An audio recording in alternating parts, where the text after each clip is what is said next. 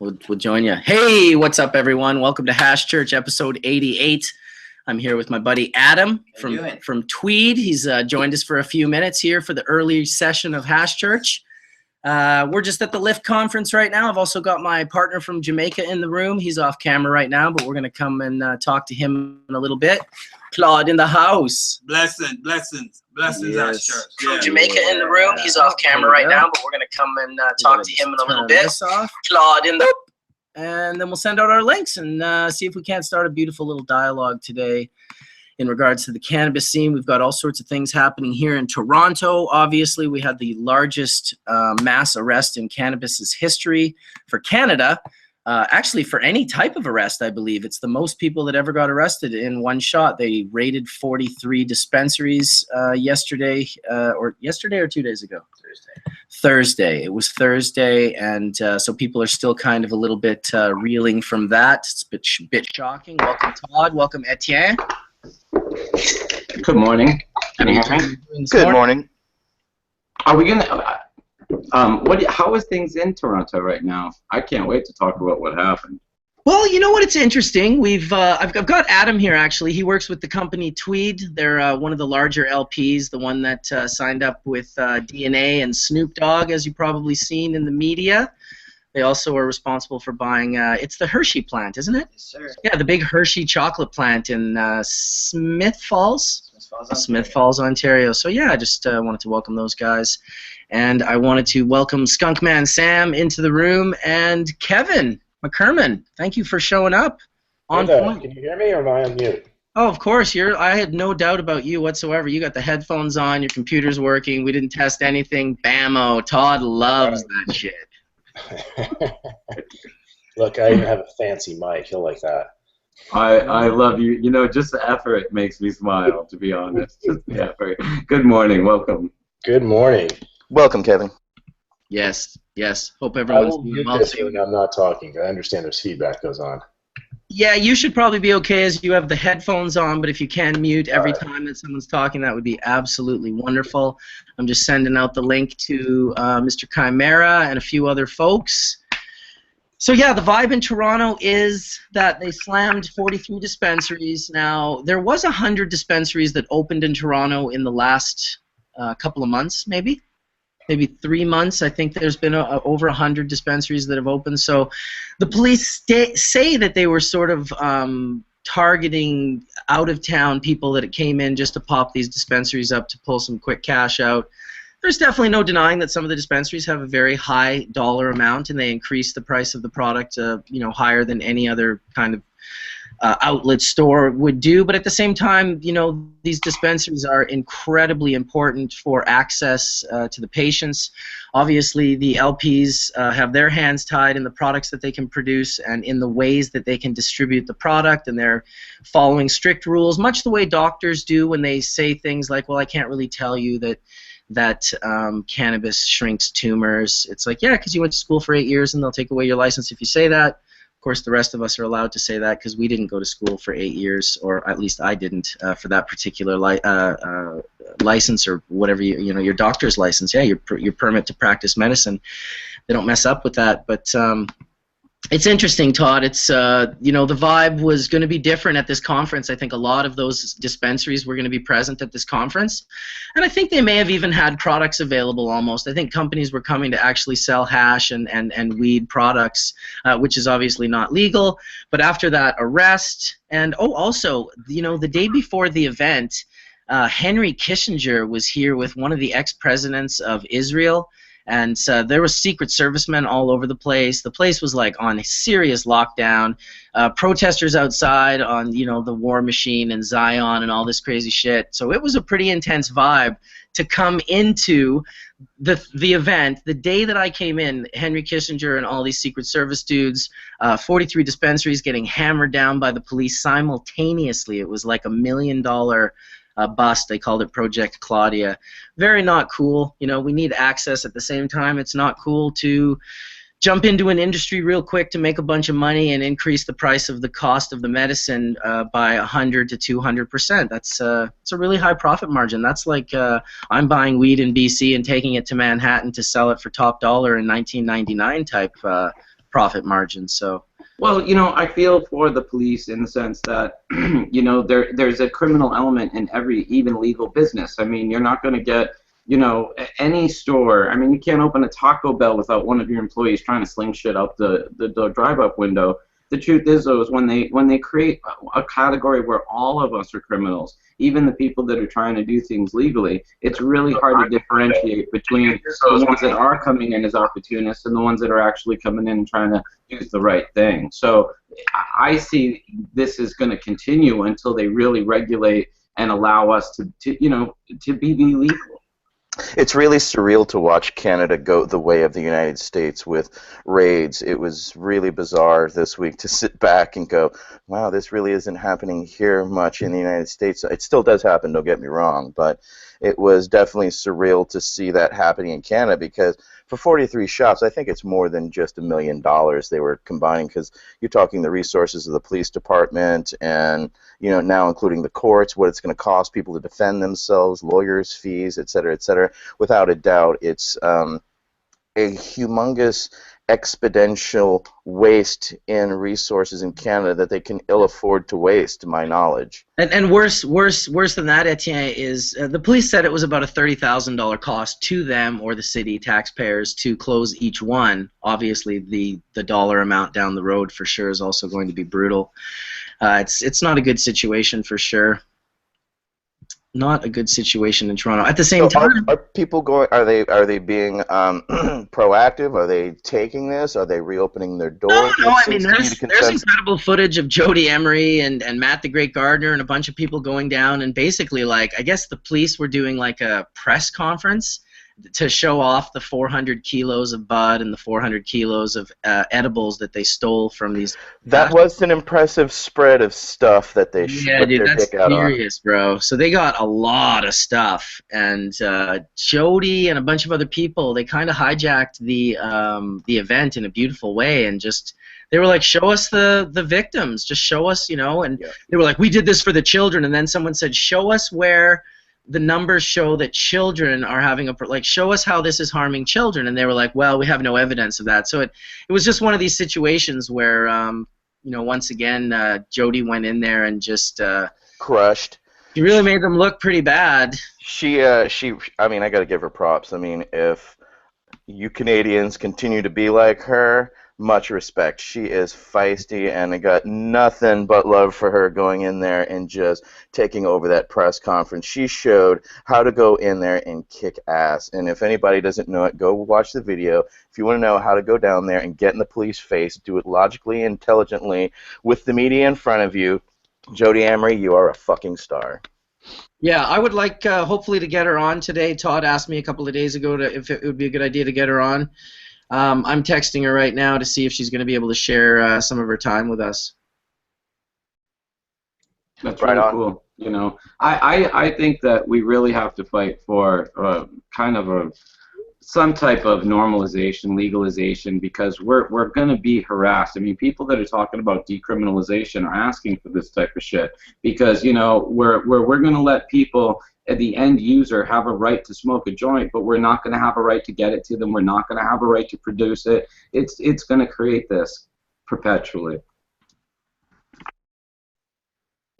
Absolutely, Todd. So how do the guys from Tweed, you're there, so how does it feel now, because you guys are being made out to be the scapegoats as the evil guys who are the big business people who have supposedly, I'm not saying this is like, this is just rumor control, have lobbied the Canadian government to shut everybody else down, and so people feel that you are the monopoly pushing this prohibition, so you have to feel that's somewhat unfair.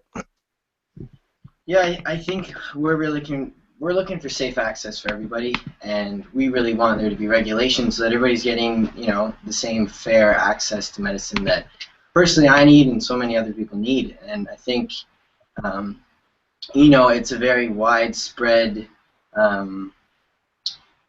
interconnection of various, levels of industry that are coming together, and I think LIFT is a great example of how we can all come together and we can work together, and this can all work and we can all coexist, and we can make sure that everybody who's sick can have access to medicine they need. Everyone that's healthy too. I mean, I obviously coming from a world of cancer. But you know, I'm honestly getting really tired of us having to use, you know, some type of medical condition as a reason why we don't drink alcohol, smoke cigarettes, or do stuff that is totally legal without any medical you know, I don't got to justify a shot of whiskey or a glass of wine. I'm sick of justifying, oh, my neck hurts, I'm smoking a joint, please don't beat me or lock me up. I'm so over it, it's not funny, you know. So I totally feel you on the getting access, but man, we need to get freedom. Even in Canada, eh? It's totally true, and I don't think anybody wants anybody to go through things that are happening to people that are trying to do good things. Absolutely. Isn't this sort of like a growing pain, though, of the medical and the realities just trying to find their places in the world? I mean, the medical situation had professionally floundered for a while there, since it was grown, you know, in mines for a while there before you guys took over what you're currently dealing with. So you've already had to go through the reality. Now you find that regulatory reality is squeezing out other people via this situation. So do you change your dynamics, or do dynamics change or stay the same? Yeah, I mean, I don't know. The way I look at it is, it's like kind of any business. It's going to be like, I often tell people, like, oh, you know, I don't own an NFL team. I don't have the money for it. I'm not able to get in on it. I didn't fly first class here, but I certainly didn't bitch about the people who did and tell them that it was unfair that they were able to do that because they had that money. And so it's hard to limit people who have coin to invest in something that, you know, obviously you can be upset if they're trying to literally own it and control it, and you can be like, I don't really like that. But if someone's coming in with a lot of money and building something that's maybe better and bigger than something you could build or have the ability to do, I see the petty jealousness in people and how they're going to look at that as something like, you know, bottom line is this: anyone that's ever grown cannabis, if they visited any of these facilities, they'd be blown away. That's exactly what you wished for when you first started growing cannabis. You were like, wouldn't it be great if I could have like a 4,000 lighter, like in a 50,000 square foot building with like a scientific lab with chemists in there doing research and telling me what's going on. Like, this was the dream, and now that people are doing it, other people are really upset about it, and I just think it's a little bit of a limited way to think. I don't want to point out the obvious, but a lot of people here in California that are crying about big corporate cannabis coming in are the ones with big, huge greenhouses trying to go corporate. They're the ones that are dreaming of going big, and they're just afraid someone's going to come along with more coin, more ability to do it in front of them. That's really what they're crying about. We all have aspirations of greatness. It's what drives the human race. You know? I mean, I think Skunkman Sam has been going through this for... How many years have you been going through this for, Sam? 30 years?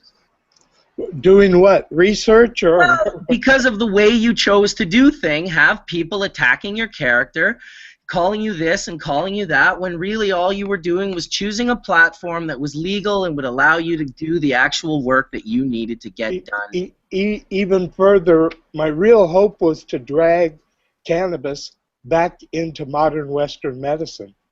It's been out of it since 1937, but with the approval in Canada by GW, it's in fact back in it again, because that's a full plant extract. So I've accomplished small parts of my goal, and I hope it becomes legal in the entire world for even smoked cannabis, but we have a long way to go for that.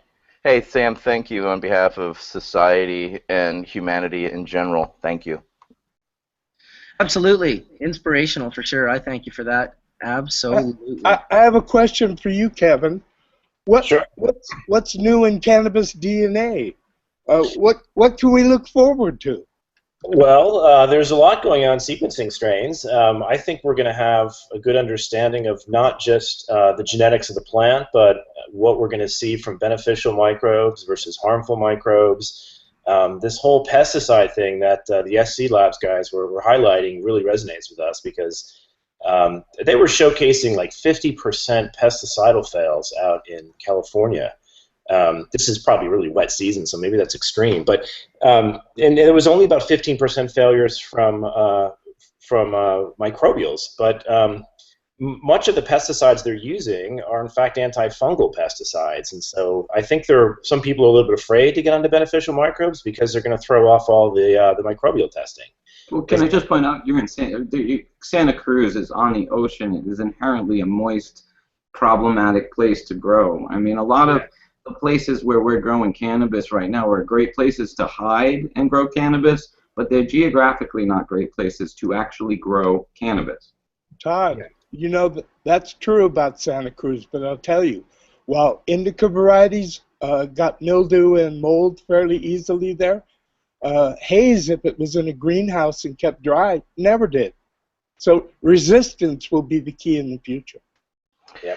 Hey, Kevin, could you introduce yourself and who you are and where you're from?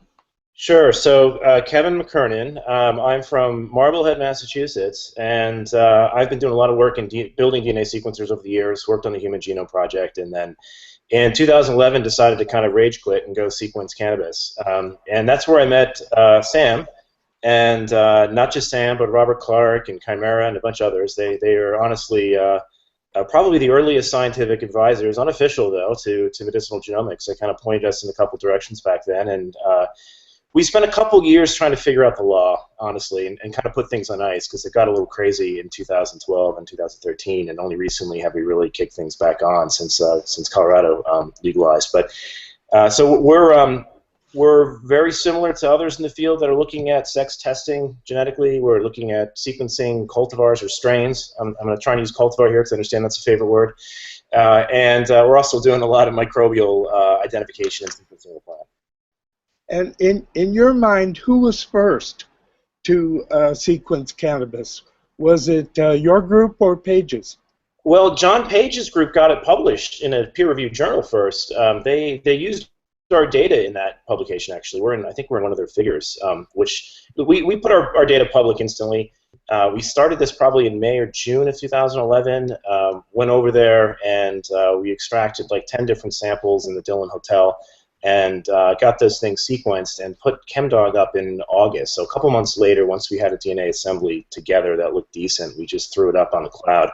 And a few months later, he soaked it up into his paper and published a really elegant paper, because he also sequenced USO31 and Finola and did a lot of RNA sequencing. His effort was really Herculean in comparison to what we were doing. But ours was really just what can one person get done or two people get done in a hotel room and make a difference. And it was to this day, it's still we still have to concern ourselves with purifying DNA in hotel rooms. Here, this is for all the authorities out there. This is actually Japanese maple. Okay, it's and not. Are either one of the scans by either your group or their group completely assembled? No, they're still in 100,000 pieces, and interestingly enough, it's been like 5 years, and that's not gotten much better. I think part of it is that the sequencers haven't been focusing on plant genetics as much. Human genomes are relatively easy to sequence next to cannabis. The AT content's kind of normal. There's 4 letters in DNA, A, T, C, and G, and when they're really askew, like they are in cannabis, which is like 64, 65% AT, the sequencing chemistries fall apart. It's fairly repetitive as well, and it's very polymorphic, which means the mother and fathers can be as far apart as humans are to chimps and still intercross, and that makes it incredibly challenging to sequence a genome because you're never sequencing one, you're sequencing both mother and father at the same time, and that makes it difficult.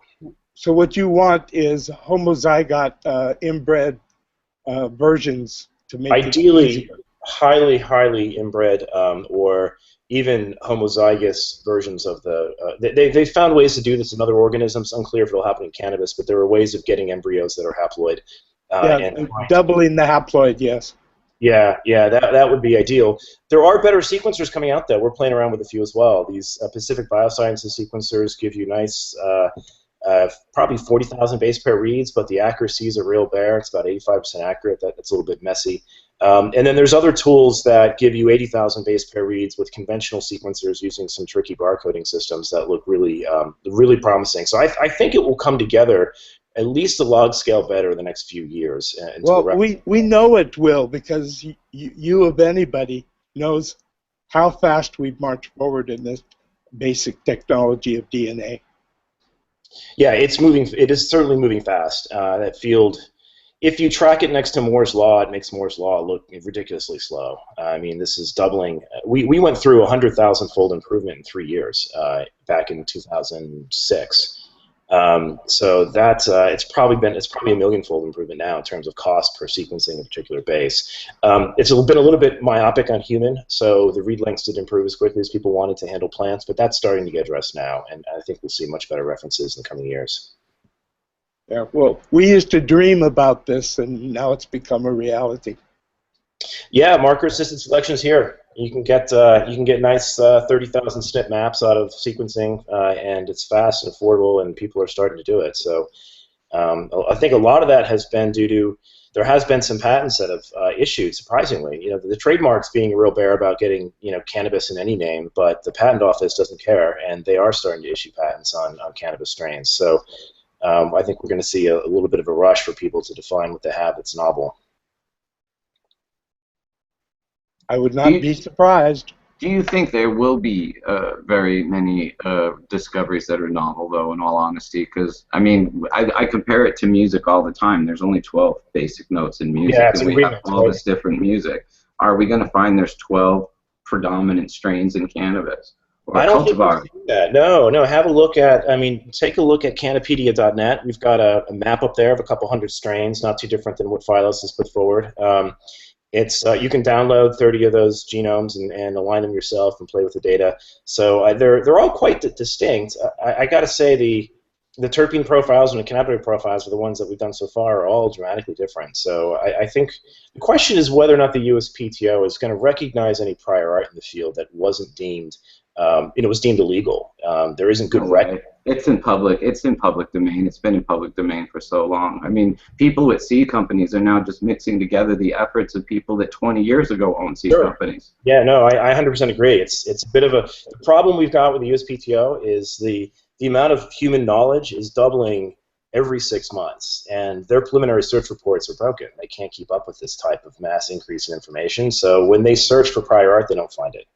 And they're probably going to have a hard time finding it in cannabis because there hasn't been a nomenclature to genotype, a link that's been solid for 20 years. It's been there's lots of papers and discussions about how there's a strain name game going out there. You don't really know what you have, and that's kind of permeating, I think, some of the. It's probably going to permeate the thinking of the USPTO. At least some of the first strain that they issued a patent on last August has probably been in circulation. It's just they have no good written record of it. But your research will also spawn other researchers to start delving into and start finding those other unique anomalies of those 400 and something plus chemicals that are in the plant that come down to that DNA strand.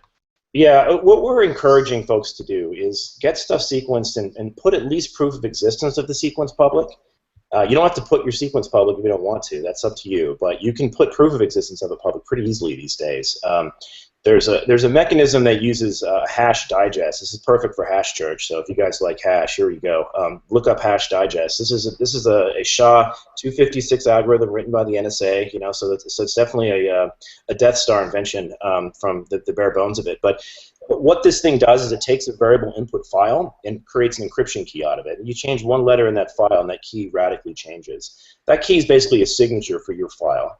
You can then notarize that by putting it into a Bitcoin transaction on the blockchain. That gives you a timestamp of when that thing existed. If you ever end up in court with someone claiming they own your genetics, you can say, no, my genetics existed in 2011 because I sequenced it and put an encryption key of it into this blockchain that's irreversible.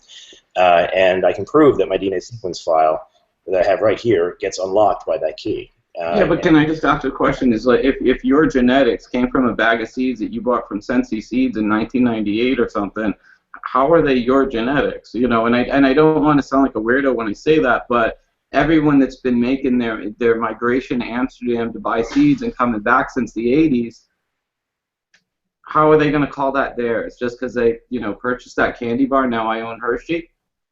It's crazy. I'm not here to defend the USPTO. I'm just asking what you think about that. Not in the sense to defend it, but like, how can people come in? You can't do it with music. You can't do it with books. You know what I mean? I can't come in, listen to Frank Sinatra, write, but everyone one does of the songs and say, I own this. Everyone does it with strains. I mean, how many people did it to Dave? I've even heard you say my OG. Oh, well, absolutely. Well, you know, when I say my OG, it's the one I mean, the one I'm in possession of. But it's the beginning of that's mine.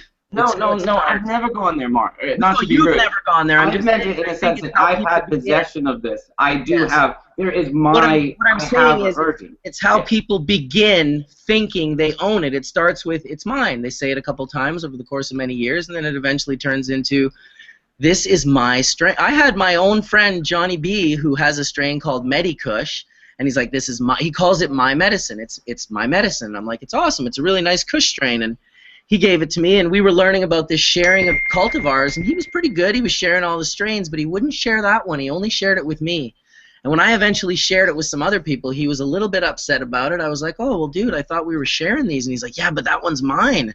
And I'm like, but didn't you just get seeds given to you by someone? Like, it's a hard thing to own. I mean, even... I guess this is the thing. This is a huge difference. I'm not going to walk into a courtroom and try to sue somebody for OG Kush when I know that I got it from Joe or Jim or Mandy or Sue or Bobby. I know the history. You know, what we're talking about is people kind of trying to come in. Some guy starts a seed company in 2008 from seeds he got from his buddy who got him from Sensi back in 1994, and he's trying to come in and say, I have proprietary rights to these genetics, when I'm saying, shit, that's something that popped up at his castle. Didn't Sensi do that very thing to you, Sam, where they tried to copyright your strain cultivar names? No, they were trying to do just a copyright of a name, and they dropped it. But it's kind of like what Big Buddha's doing now with cheese. He's saying anybody uses the cheese name has to pay me royalties. Yeah, so copyright law and patent law for genetics are very different, and I can't justify the logic between that difference, but they're legally different. And I think what we're going to see from the patents side of it on whether it be Plant Variety Protection Act or gene patents that are occurring, I mean, this mess happened on the Human Genome Project. Okay, we had about 20% of the human genome patented after the government paid to sequence it with tax dollars. Okay.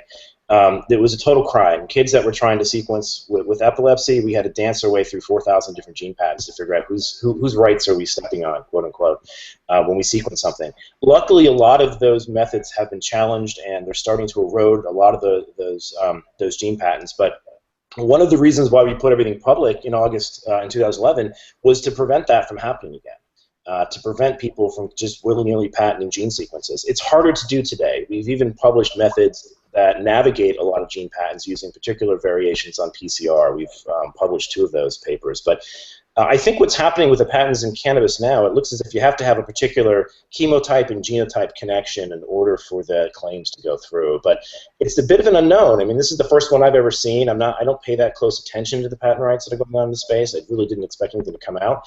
But if one comes out, there's bound to be more, and there's bound to be a bit of a rush on it. And unfortunately, I don't know that the prior art that existed previously is going to be deemed legitimate because it's not been notarized by a bank, or it's not been deemed a legal form of prior art. And now the USPTO is on this thing where it's first inventor to file is someone who has the rights. And so what's an inventor in the case of making a new plant if you have crossed it very creatively to create up a new chemotype?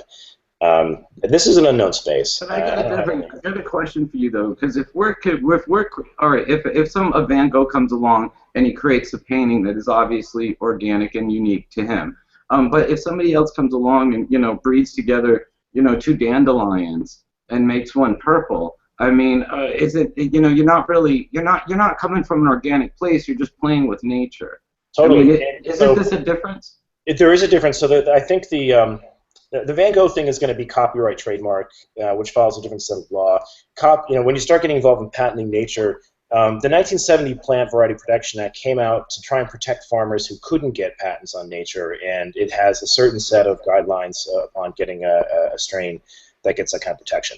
Then, I think it was in 1980, Diamond versus Chakrabarty happened, where somebody figured out how to modify a bacteria to clean up an oil spill.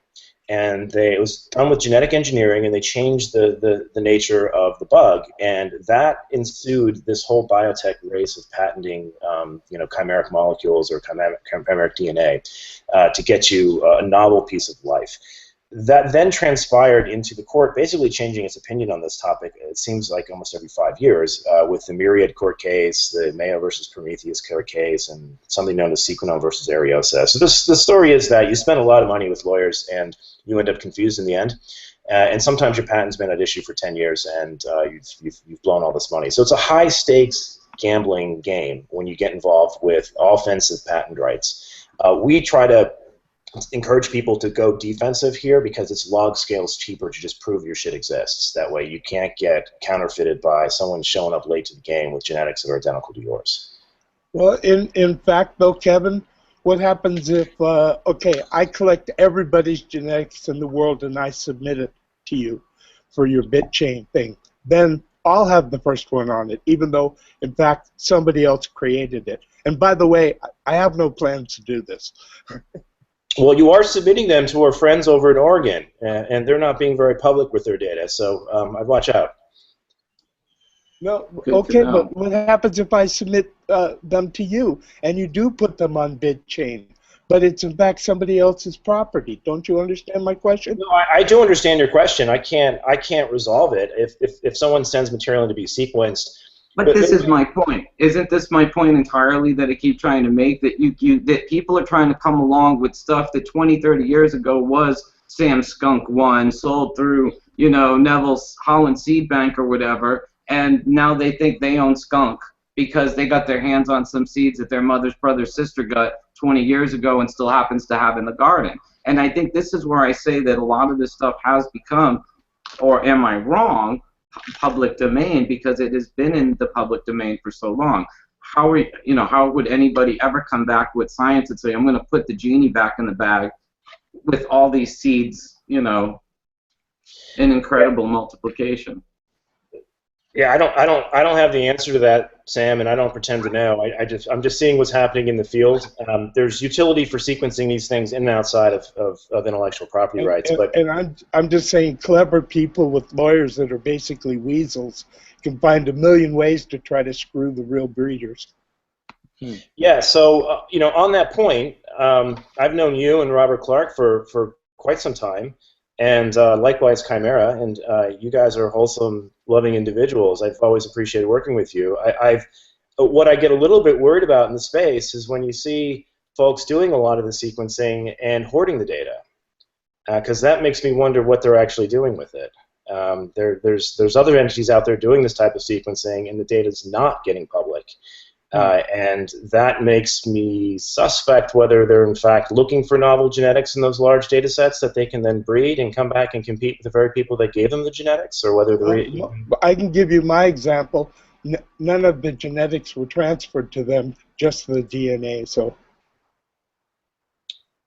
Yeah, but the DNA itself is probably where you're going to be able to define if it's novel. So they can utilize that sequence signature to find... In theory, yes, they could make markers and try to find other material that possessed it. But all I'm saying is they're not using the material I'm giving them to possess. And that's a good point. It's good that you bring that up. You can't. A lot of people don't understand that kind of Jurassic Park thing. Is that you can't take the DNA and recreate the plant. No, and DNA is legal to send to America, where living seeds or a leaf, even if dead, is not legal for me to send. Right, right. But you have a scenario here where this organization has gone through great lengths to create an open cannabis project, which is not open. I can't really argue with your points because I agree with most of them. So let's just hope that in the long run, me and Rob's gut feeling is we're correct, and we'll see what happens. Yeah. Hey, welcome Chimera to the room, guys. Just wanted to get that in real quick. He's had a little bit of a water damage this morning, but he still managed to come and share a few minutes with us. Thanks, Chimera. And Chimera, is that your new Chinese watering system? Oh, you're muted. Let me see if I can unmute you. No, it wasn't that at all. It was the main pump for the house. So we're totally without water right now. It's kind of a bummer. Well, that's better than too much water. Better than too much water, I guess, in a way. Way better than flooded. Way better than flooded, yeah. Yeah, but you know how it is when there's plants that need food, so Oh, that's not. Oh, this is all bad. Oh, Yeah, you just turn the lights way down. my perspective changed radically when you said that. Actually, Kevin, can I ask you though, Kevin, how going back to how many different notes do you think there are in cannabis? How many different cultivars are you going back to that you think like honestly, learning there were 12 main notes in your music kind of blew my mind because I'm not a musician and I only play a stereo, and I thought it was way more complex than that. But when I compared it to cannabis, I thought, wow, that kind of makes sense because I don't feel that there are that many different train wreck skunk ones, Kushes in the cannabis industry. I would love to hear what you think. Well, so genetically, I think the number is enormous. There's more cannabis plants sprouted every year than humans, right? So that kind of makes you step back and ask who's farming who. The chemotypes, how much those can actually vary. I don't know if there's as much diversity in the chemotype expression as there is what we're seeing in the genome. The genomes are incredibly varied. I bet there's billions of different strains out there. Just if you look at the genetics and that a single base can constitute a new entity.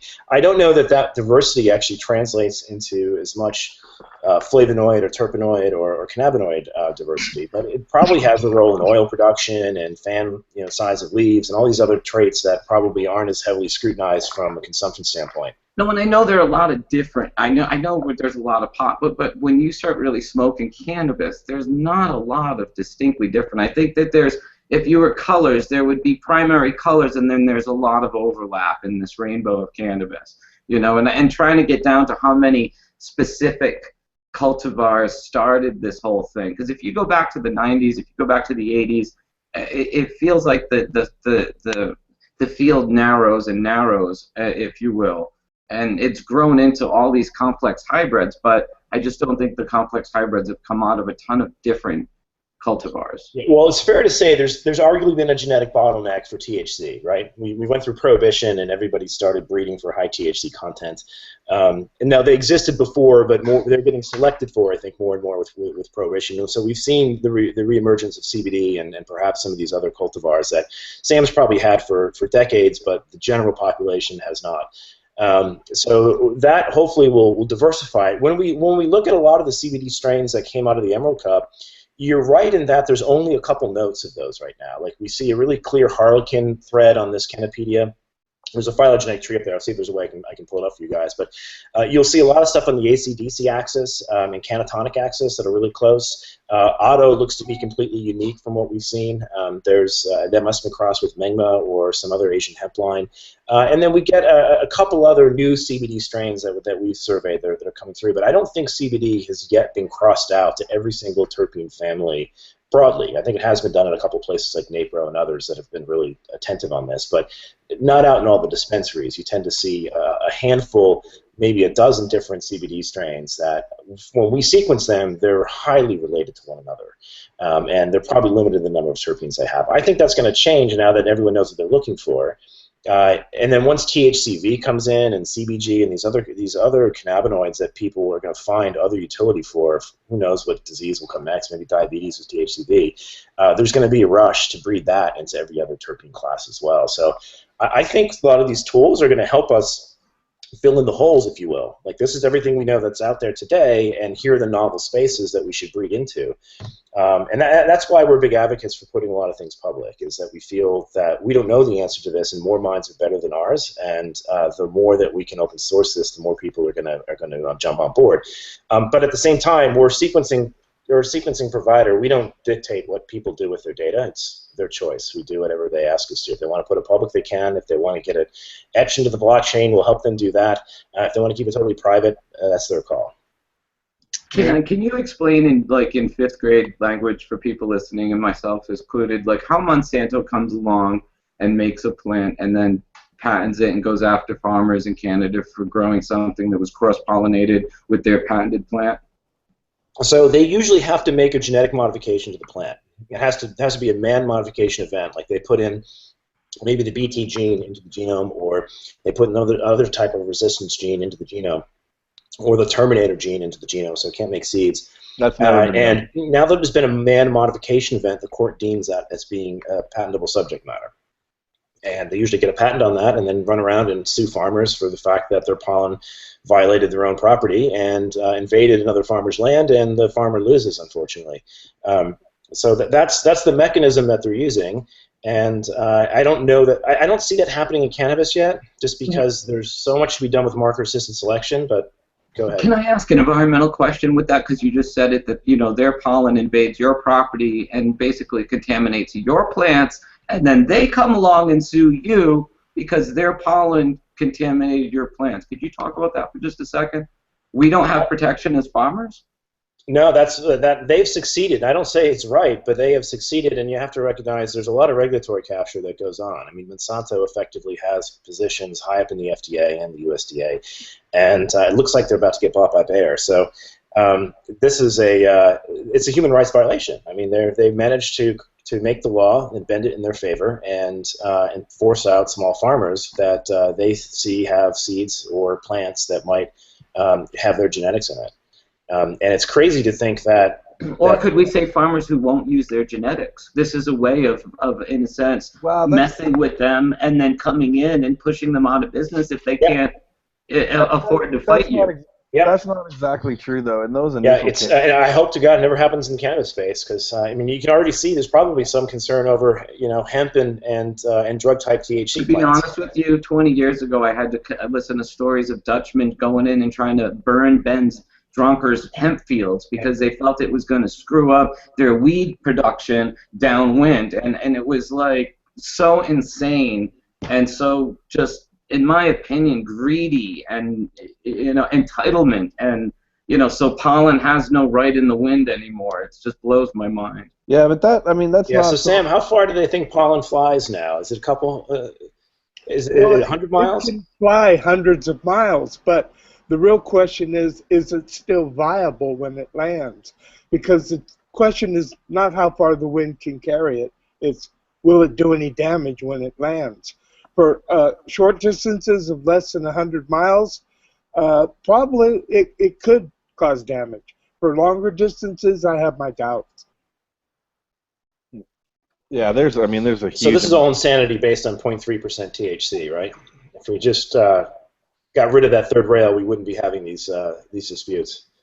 I love you for saying that. If we were not talking about the chemical amount of what we're not harvesting in hemp, it would change everything. Because when you look at places like Nepal and stuff, if I'm not correct, I did an article about this 20 years ago, or I published an article, it was about dual-use plants. These people up in the Himalayas were using hemp and also making hash out of these plants that were mid-grade THC.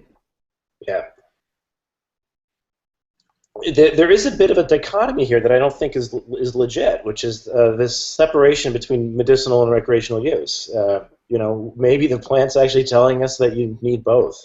You can't find health without recreation. Well, I ask you this: have vitamins become something that we use in our food and we supplement? We know we need. Are these something we use as medicine now, or is this preventive medicine because we as science has learned the importance of vitamins and minerals in our diet? And will we get to a place where we suddenly, through the endocannabinoid system, realize a need for cannabinoids in our diet?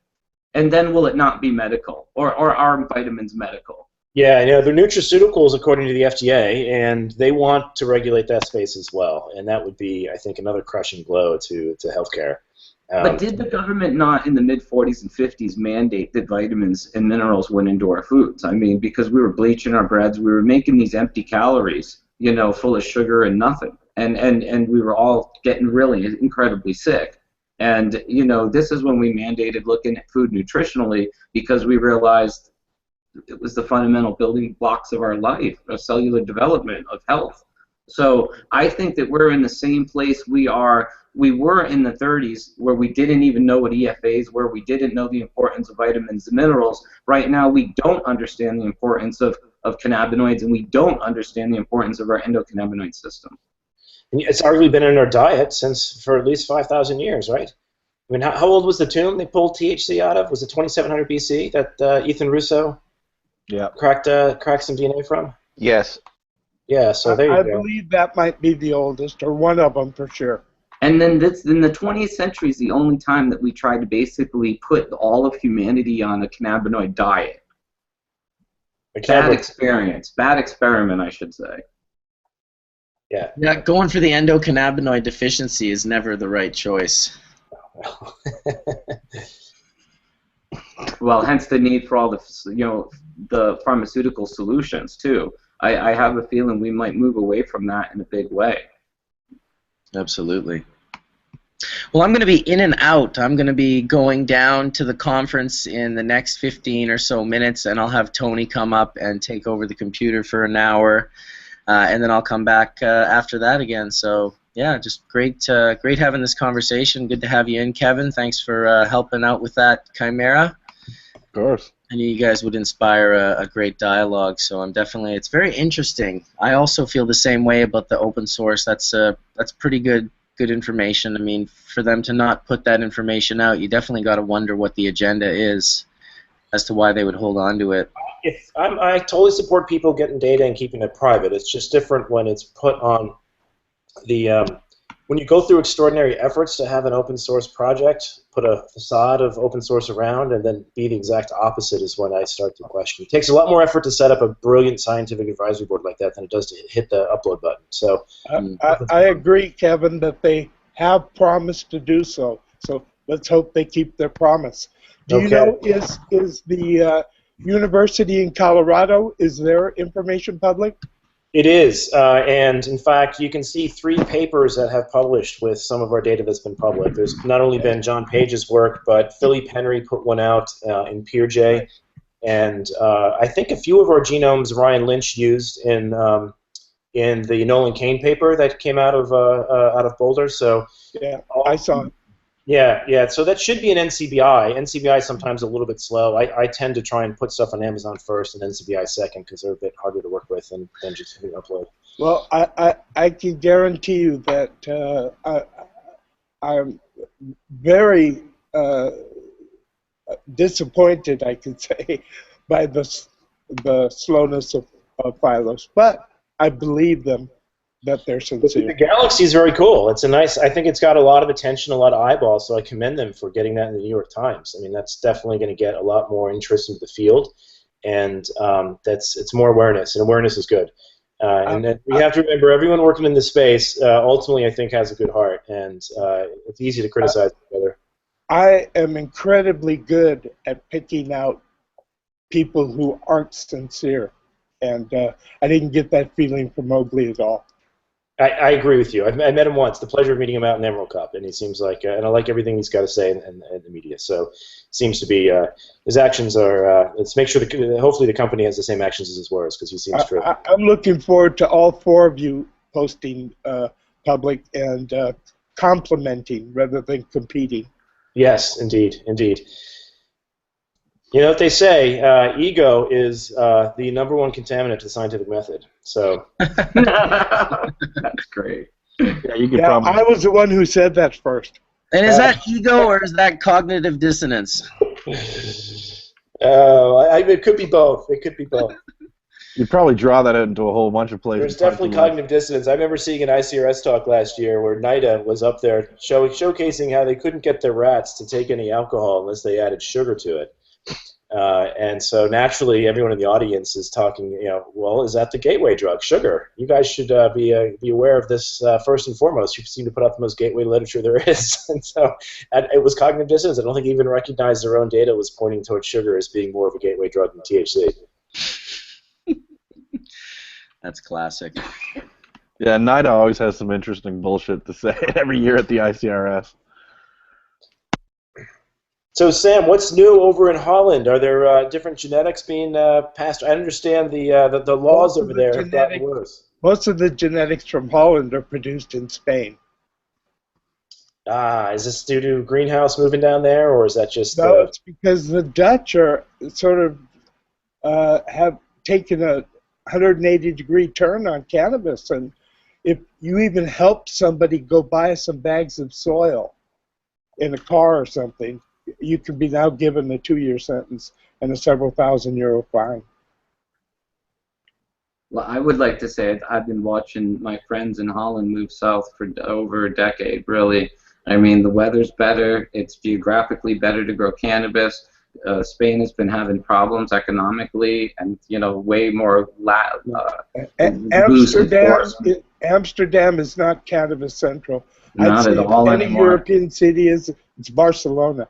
Barcelona has Spannabis has helped it grow. Really, it's grown around Spannabis in many ways because they brought the industry right down there. People saw the worth of it. I mean, Ben Dronkers opened up his, I call it his third museum, but his second city in Barcelona back in 2012.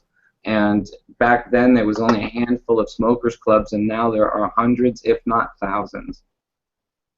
I just got a text from Jodie Emery. She said she would maybe pop up here in a little bit to talk about. It'd probably be best to get her perspective on it. I haven't been following it as close as her, obviously. And they just opened 2 stores in Toronto. I think Cannabis Culture did, i.e., Jodie and Mark, the day after the mass arrests. So that's activism for you right there.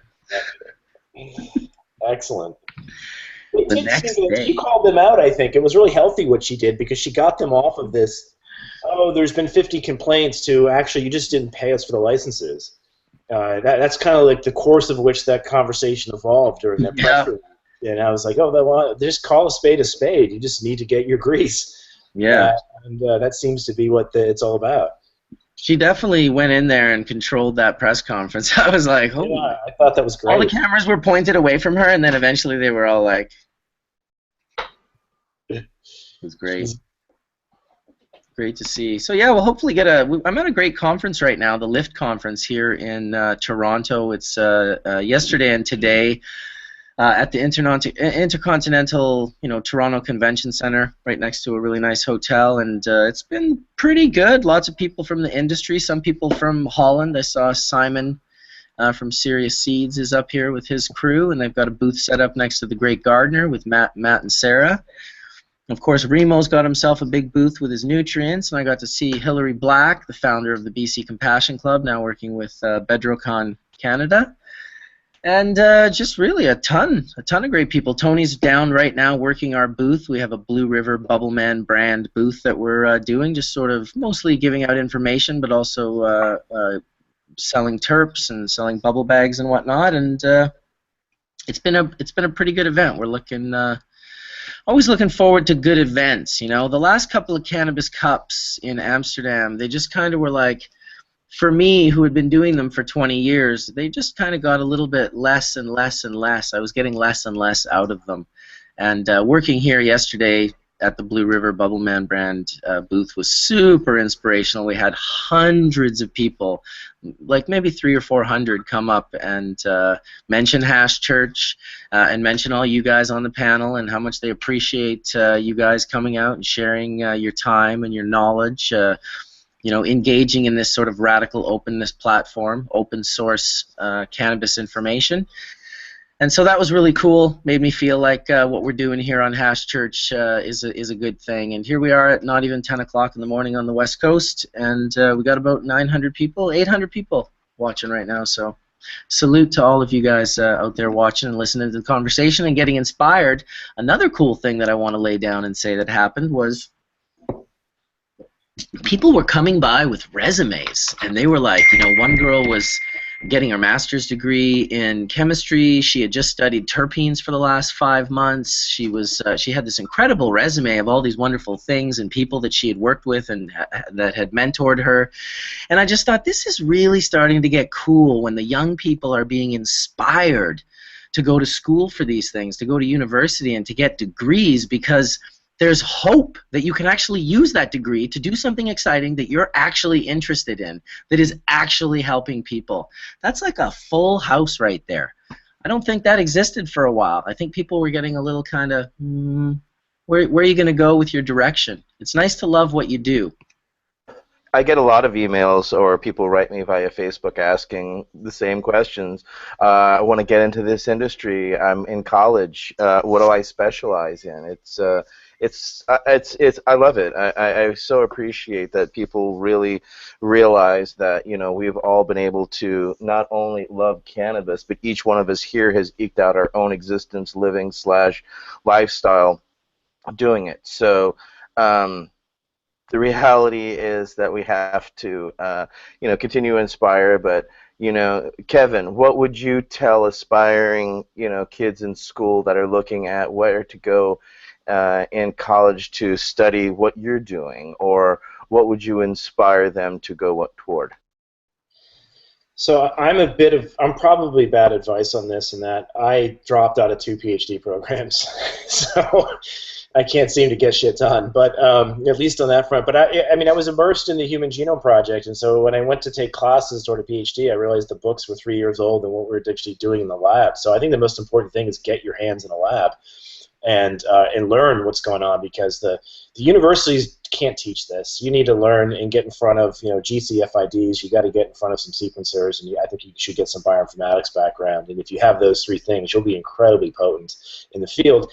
And you're probably not going to find universities that they don't even teach the endocannabinoid system in medical school. So there's no point going down that road if you want to learn about this space. So I think it's very much an unschooling event, if you will, where the places to learn this are probably going to be places like Tweed and others that have growing capacity and have all the analytics right there on site to try to breed better cannabis and better chemotypes. We are hiring too. You can come work for us if you want. I'll shameless plug that. Nice. No, that's what it's all about right there, because people are legitimately looking for places and outlets where they can. I saw it a lot yesterday. There was a lot of people interested in getting into this as a job, and not just like, hey, I want to work as a bud vendor at your. No, they're literally I have a degree and I want to work in your lab, or I want to work in some other aspect of the industry, and it's pretty exciting. You can't hear me, Etienne? No, Chimera is having problems with us hearing him, so I was just typing with that. Ah, okay, cool. I was just going to say, man, did I just say all that with my mic on mute? No, we heard you nailed it. I wanted to ask Kevin where he fell on the whole sativa indica debate now that Rob and the crew has come out with. Oh, okay, yeah. I was looking at your website. Yeah, so I don't think we have a position on it yet. It's hard to see. They're so intercrossed right now that I think that we need many more names. I think we need many more names. To call something sativa or indica, I think it's just too nondescript. So you fall on the side of Rob. Listen, I'm a grower, and I'm also one of the editors of The Emperor Wears No Clothes. So I was into the names of things, and sativa and indica really are names of description of origin and use more than they are have anything to do with growth. A lot of stuff is named indica that comes from India, and sativa was really attached to a lot of useful plants. There's a lettuce sativa. Doesn't mean it's a long-flowering psychedelic lettuce. Yeah, and the other reason I'm a little bit skeptical is just I know Ernest Small's been in this debate as well quite a bit. It's gone back and forth, so I'm very late to that party. But a lot of it is narrow leaf or broad leaf, and these types of leaf descriptions that you see added to these things always concern me, in that, at least in the human genome, you can have 1 or 2 SNPs that can drive completely dysmorphic features that might. So for all we know, those descriptors might in fact zero in on just a couple variations in the genome that can easily be crossed or disassociated from their original sativa or indica lines. That it would worry me that those descriptions are just imperfect for the entire chemotype of the plant. I've always felt they were misplaced a long time ago, because they don't help growers understand what the plant's going to do. So I always used northern and equatorial, because when I was describing how quickly a plant would flower, when I worked at a place called Positronics in Amsterdam, and we sold grow equipment and cuttings, and we used to teach novice people how to grow cannabis, and I would be explaining to people basically how long a plant would flower for, and sativa and indica really did nothing to help a person understand how long that plant was going to flower for, or how it was going to grow differently from something that was northern compared to something that was tropical. And this is where, as I guess a grower, I've always seen the problem with the names. Yeah, it makes sense. But one of the things we realized early when we did the Medical Cannabis Safety Council, one of the things that we had was a nomenclature committee, because of that problem of what has gone through the ether, or is what gone through their smoking circles around the world. as opposed to what were the proper labeling, proper classification. So where do you see those types of classification going, Kevin? Because as we said, the names currently are indicative of origin, but not necessarily of the species or how how it grows per se. Yeah, so there's perhaps an ethnobotanical perspective here and also the medical one. We sequence about 1,000 patients a month at Cortigen, which is our parent company, and so we always tend to be thinking more chemotype perhaps than we should be. But I like what Mark Lewis presented at CanMed, which was a nice terpene, 3 top terpenes and the cannabinoids that are there. The only reason why I think it's important to couple that with genetics is there are a lot of things in the plant we don't yet track that we might want to in the future, like flavonoids or other types of characteristics that it might make. That I think the two complement each other. That if you have a really good chemotype and genetic profile, that we can begin to start classifying these things, and we might need new names for this and new ways of organizing the data. I don't ever want to get rid of the names we have now, though. I think they're too much fun. There's a lot of pride, I think, in having Alaskan Thunderfuck or all these other names out there that if physicians are completely afraid of and they want a genotype, and I get that. That's the language they use to describe their patients. You might have a patient that's got a PCDH19 mutation, and they go to the PCDH19 Foundation because there's a bunch of other families there that have kids with the same mutation in that gene.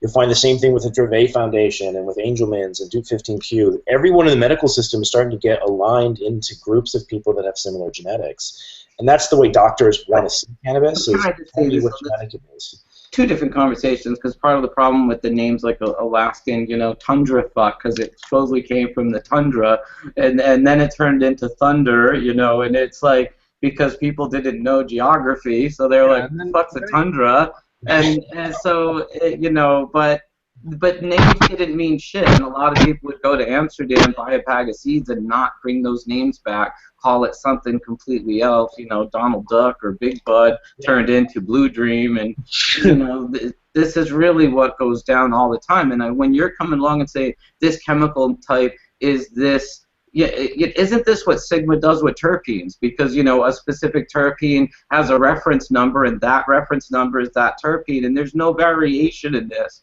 So if you call for that reference number, you're going to get this. It's not like you ask for Alaskan Thunderfuck and you get Alaskan Thunderfuck from some kid in Florida who doesn't even know where Alaska really is. He just thought the name was really cool.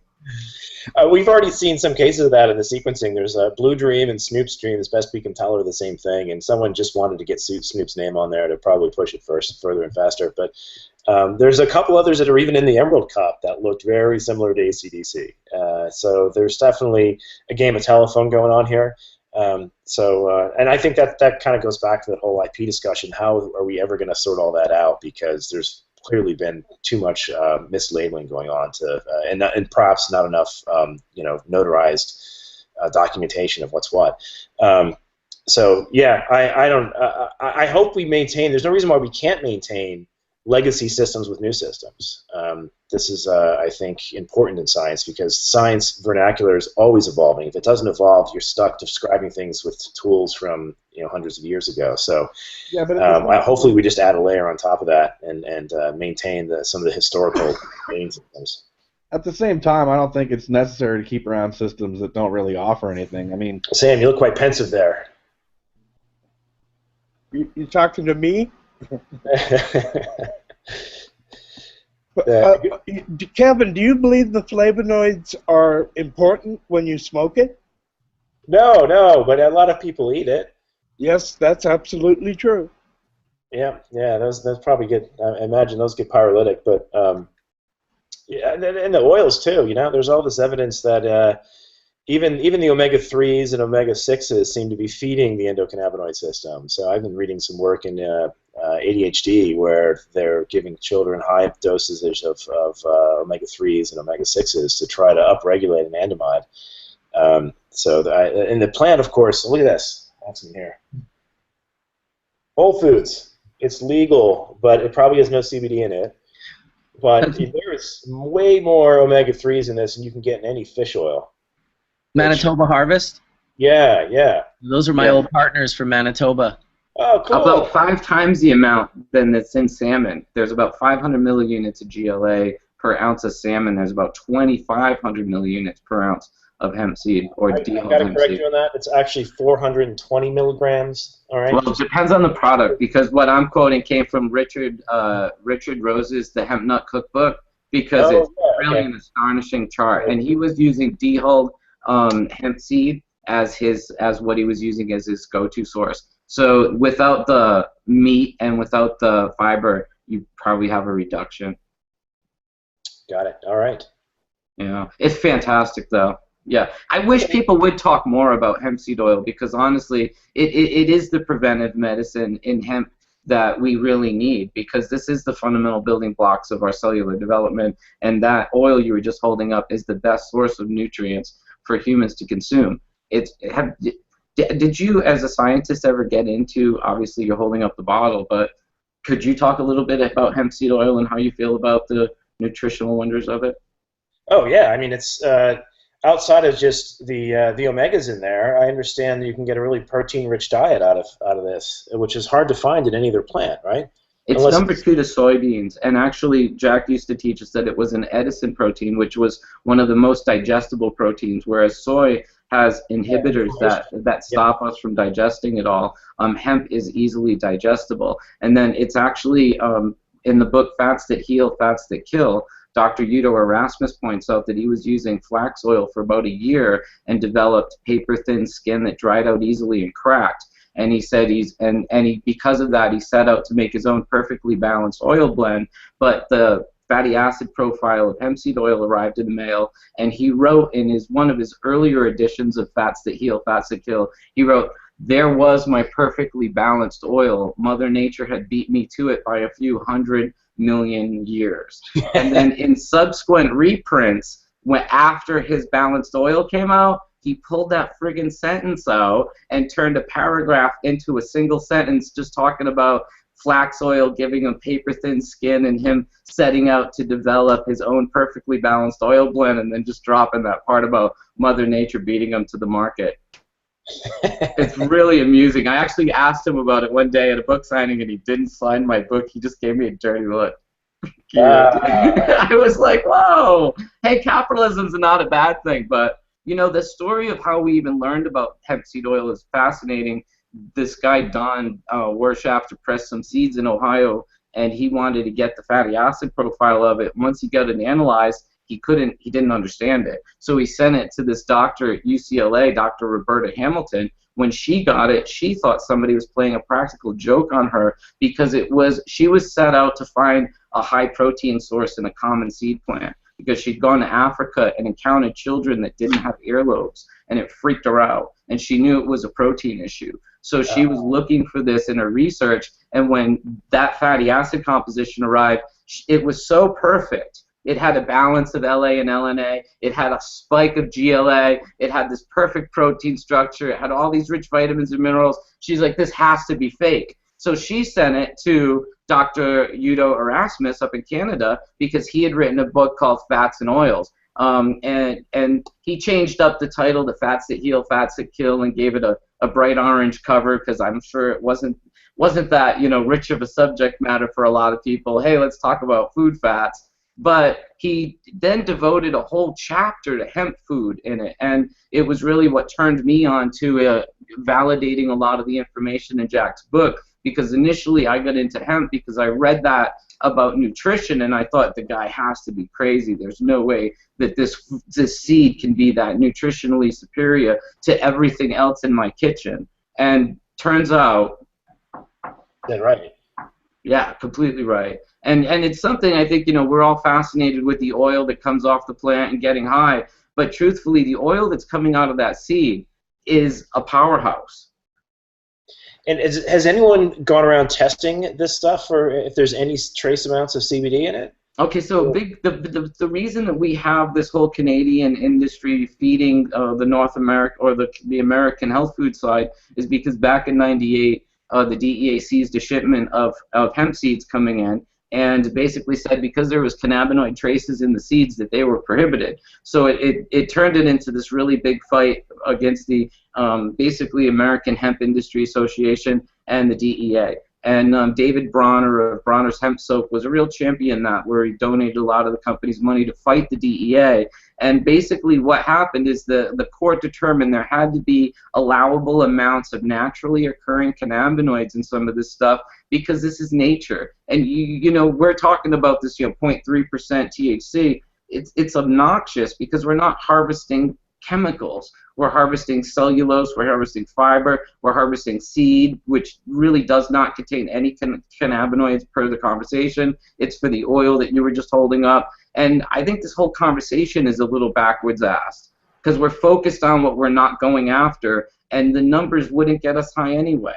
Yeah, so our attorneys had to comb over that whole suit because in order to ship DNA in the mail, as Sam was mentioning, technically, well, I shouldn't say that this is 100% true because I think we get different attorneys have different opinions on it, so it's so gray. But technically, you should extract DNA from the stalk or maybe the cotyledon, something that's deemed not to be flower or leaf, so that it goes through the mail and was not derived from those plant tissues. Now, what's crazy about this is DNA from either of those tissues is identical. There's no way for us to know where that's ridiculous. It's DNA.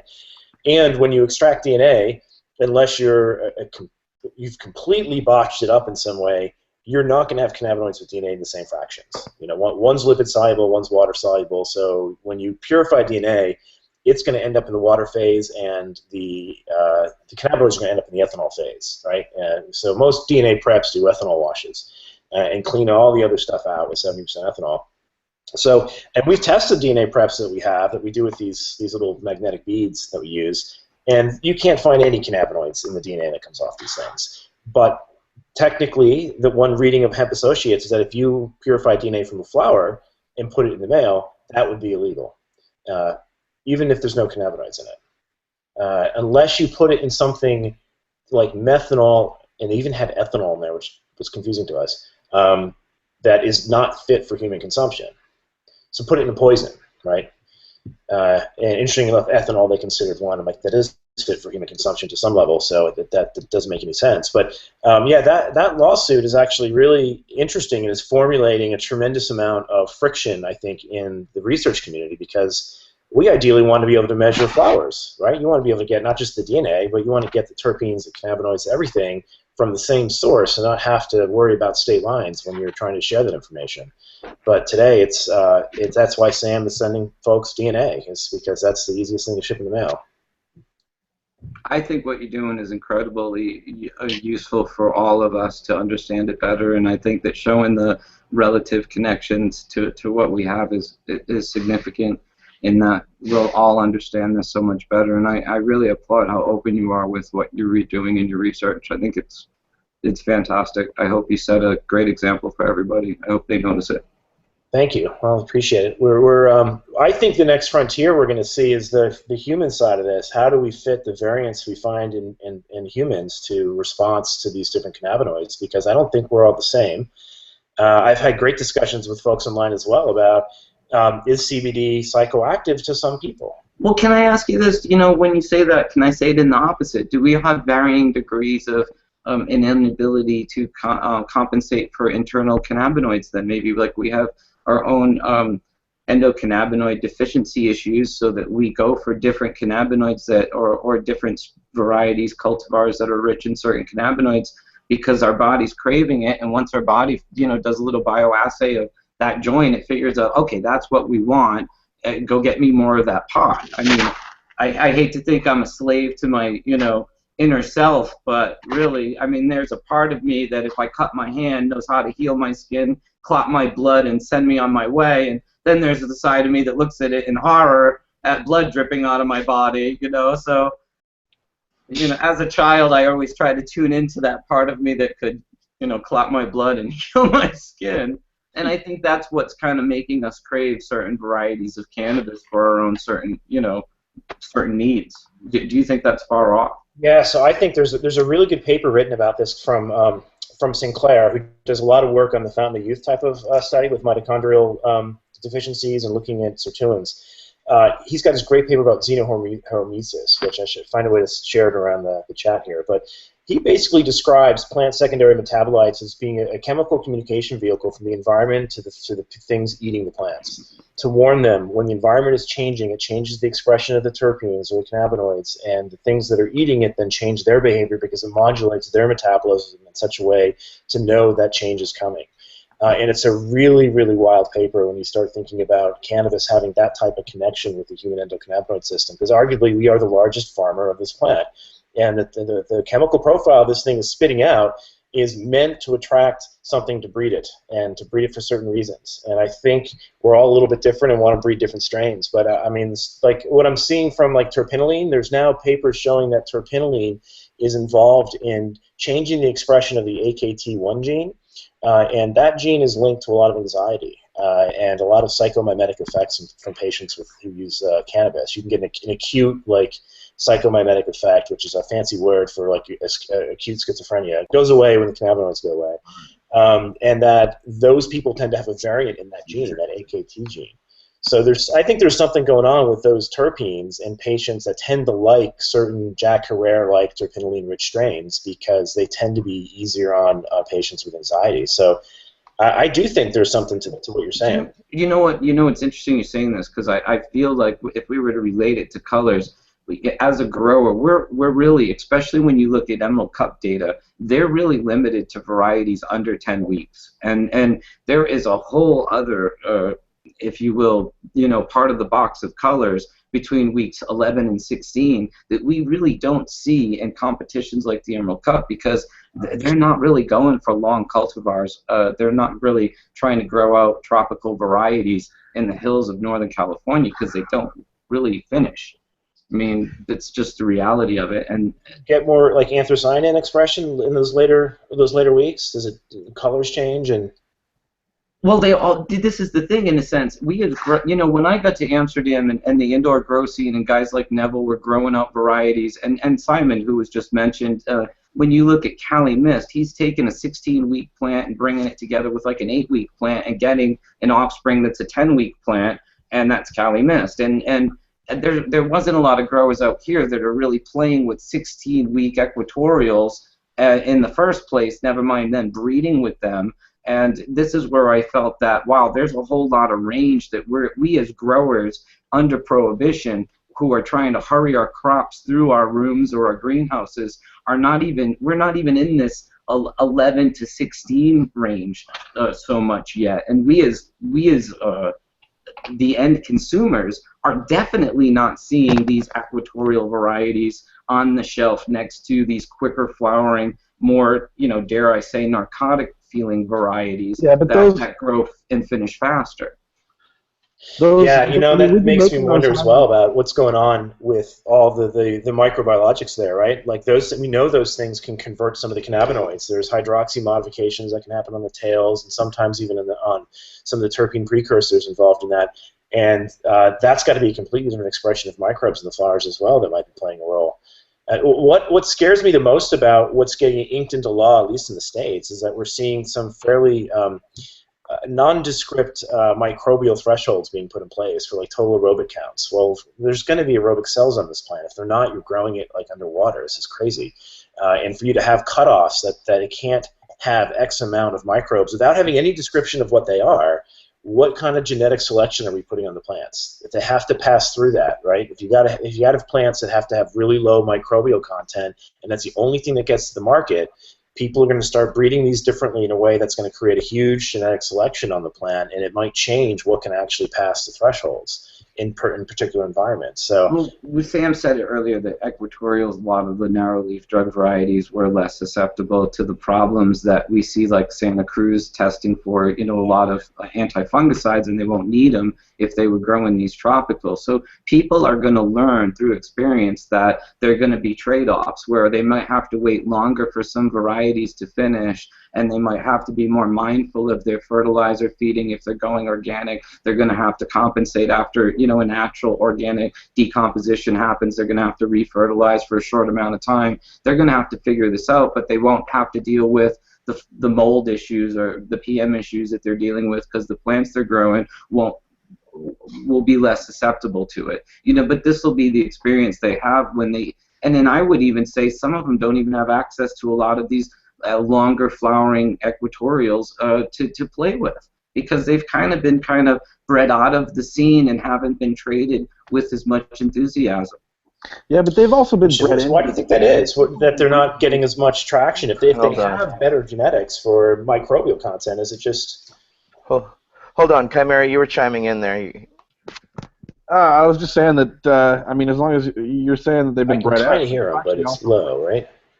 They've also been bred in since the 70s. I mean, people have been making hybrids with these plants since the 70s, so I don't really think that, you know, a lot of that stuff's actually been pushed out. We might have taken some of the traits out, but we've blended a lot of the flavors and, you know, these terpene profiles and probably cannabinoid profiles from those equatorial lines anyway. No question. Cali missed it. Like I was using as an example, on the other side of it, Neville was using a male that took like 16 weeks to finish. That was the NL5 by Hayes. When we went through the Sensi Cannabis Castle tours, one of the rooms was dedicated just to this, you know, the famous male that they used with all their great crosses that was responsible for Jack Herer and a lot of what we're talking about, because the way he was going about doing it was using shorter flowering females and mixing it with his longer flowering male. And, you know, he told me flat up he did it because it increased the way he could do his breeding schedules and his testing.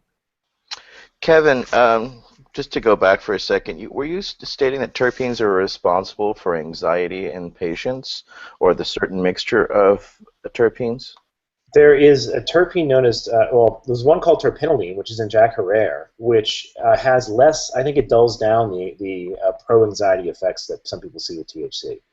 And I'm going to see if I can pull these papers and drop them in. There we go. I'm going to drop this into the side of the chat. Because one of the number one problems that especially older patients are always fearful of the anxiety because they've either read about it or either had an experience in their youth where they smoked a type of cannabis that caused them an anxiety. So if there are ways we can isolate and point them in a direction or steer them genetically, or, you know, once we can isolate or know that gene is there, then we can also pull those out of genetics in the future, yes? That's the hope, is that type of sequencing that gives you a profile of your genome. That price is coming down rapidly, that you will be able to know which ones people should start on. Like if they're going to have some type of anxiety response to THC, then maybe you start them with a higher CBD to THC ratio, or one that has terpinolene in it. So yeah, the folks seeing this live probably can't see this, but there is a paper out there known as AKT1 genotype moderates the acute psychomimetic effects of naturalistically smoked cannabis in young cannabis smokers. C.J. Morgan published this just a few months ago. And it's linking to a variant in this gene that predicts whether you're going to have this type of psychomimetic effect when you smoke cannabis.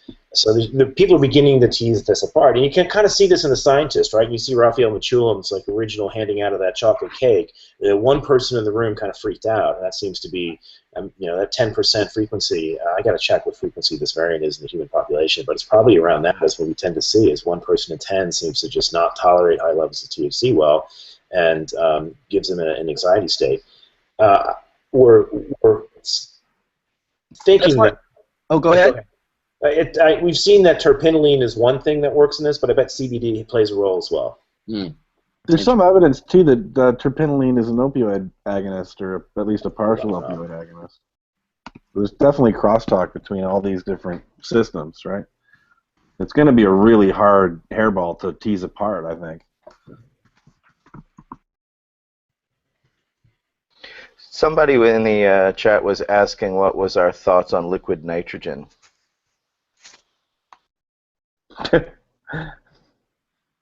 As far as... I think it's cold. Definitely think it's cold. Freezing, apparently. On cold. It's my favorite way to make ice cream. It's cold, man. It does make really smooth ice cream with no crystals at all in them. Aren't folks thinking about freezing stuff to keep the terpenes there in place, like a freeze-drying mechanism? They're doing it. Of course they are. They've been doing that for man. Yeah. But you know, it also depends on the purity of the liquid nitrogen to begin with, all right? So when are we going to start seeing some markers that are going to be beneficial to plant breeders, Kevin?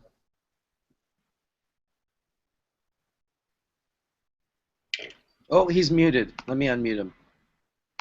Kevin, you have to start over. You were muted. Oh, no, that was just searching stuff. I was not. I think maybe he's not hearing me. You hear me, For Kevin? you guys, I'm going to pin up here in a second. Oh, I don't think Kevin can hear you. Yeah, it seems he can't hear you because when you ask questions, No, I can't. Yeah, I can't hear Chimera.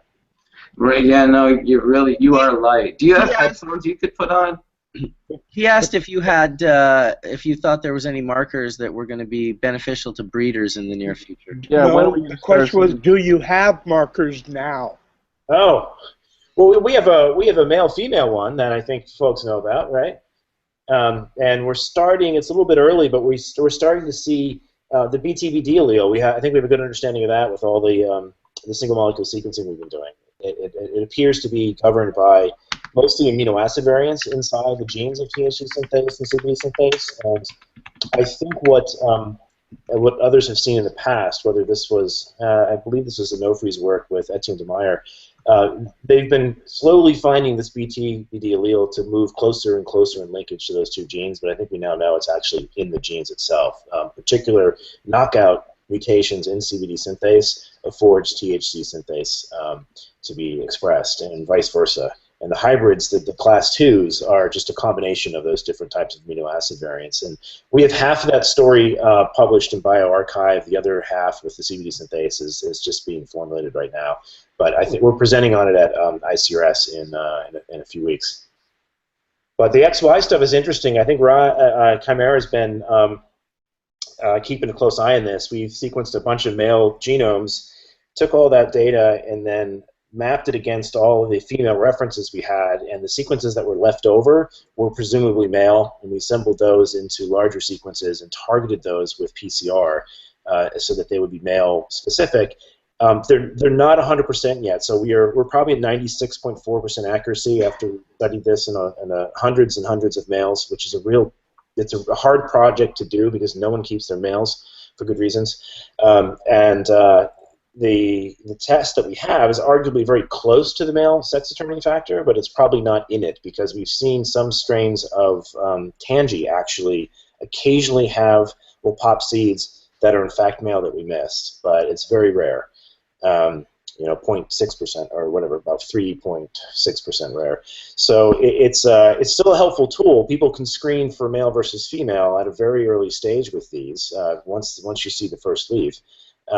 With just a hole punch, and that ends up giving you an answer as to XY. What we want to have built into that test over time is something that tells you XY, CBD, THC, class 1, 2, or 3 in the same go, because then people might keep their CBD-rich males and not just huck them if they might be a good parent for something else. But I think slowly over time we're going to start to find a lot of the strain-seq data that we're doing is going to give us markers that might predict terpene expression as well. And the goal is to ultimately drive those markers down into a very affordable and easy PCR assay that would tell you, all right, this one might be terpinolene dominant, this one might be beta-caryophyllene dominant, this one might be limonene dominant, and then real marker-assisted selection can hopefully begin.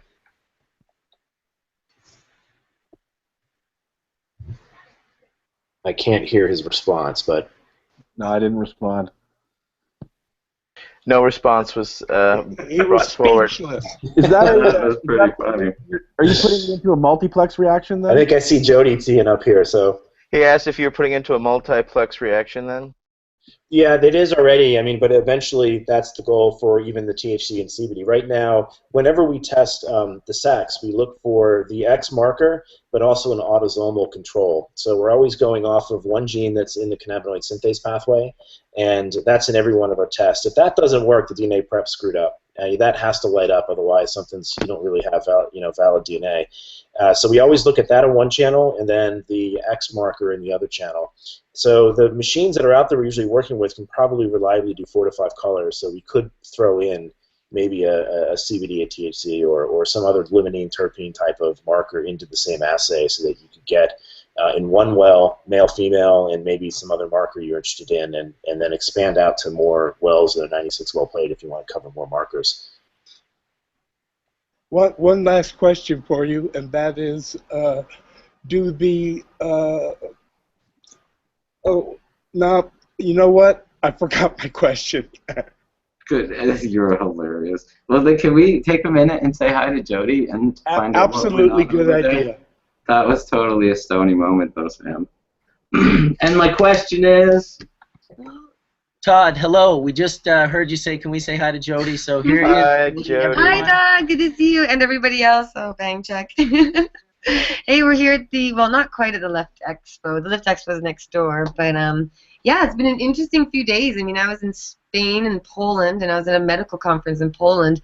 By the way, it's incredible. You guys already know far more than I do, but there's a lot of your social media. It there's looked some interesting. neat stuff going on. People know a lot more about cannabis around the world than I thought. I always go to these countries and I'm like, oh, all the young newbie activists are going to teach them a thing or two, and then I get schooled. So, you know, there's a lot going on all over the place. But coming to Toronto, I expected I'd be here to speak at the Lift Expo, which I did yesterday.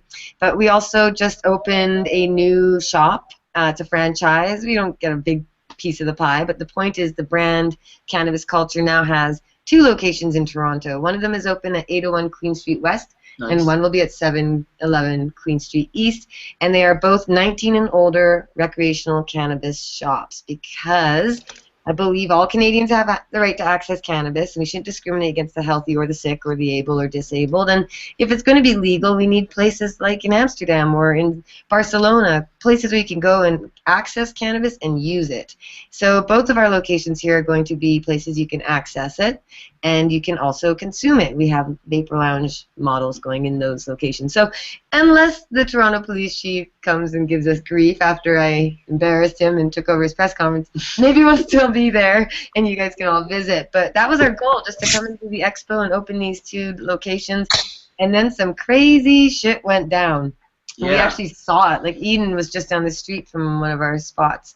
And I saw the cops there with everyone handcuffed inside. And so we did some media and took over, and then a protest the next morning. But that was heavy-handed. I mean, we thought it was just 1 dispensary, and then we heard there were 2, and then wait a minute, there's 3. No, all of Kensington Market, and then flood of reports, and it got as high as people thought 80 places were raided. I mean, it's just that sort of fear where nobody knows what's going on, but it's scary to know because how bad is it going to get? So that was intense, but I think we've actually gotten a good response for it because we united the community. There's nothing like some adversity to make people forget about, okay, I'm going to put aside the drama and bullshit and I'm going to get into what really matters here. And so it's been a fascinating weekend so far. Yeah, it definitely has been, you know, and it's an interesting thing because you have these group, you know, you have legitimate dispensaries that are opening to give access and sell for a great price, and those dispensaries are getting caught up in these other dispensaries that are popping up to make a quick dollar with 100% interest on the product. They buy it for 50 and sell it for 100, or they sell it for 150.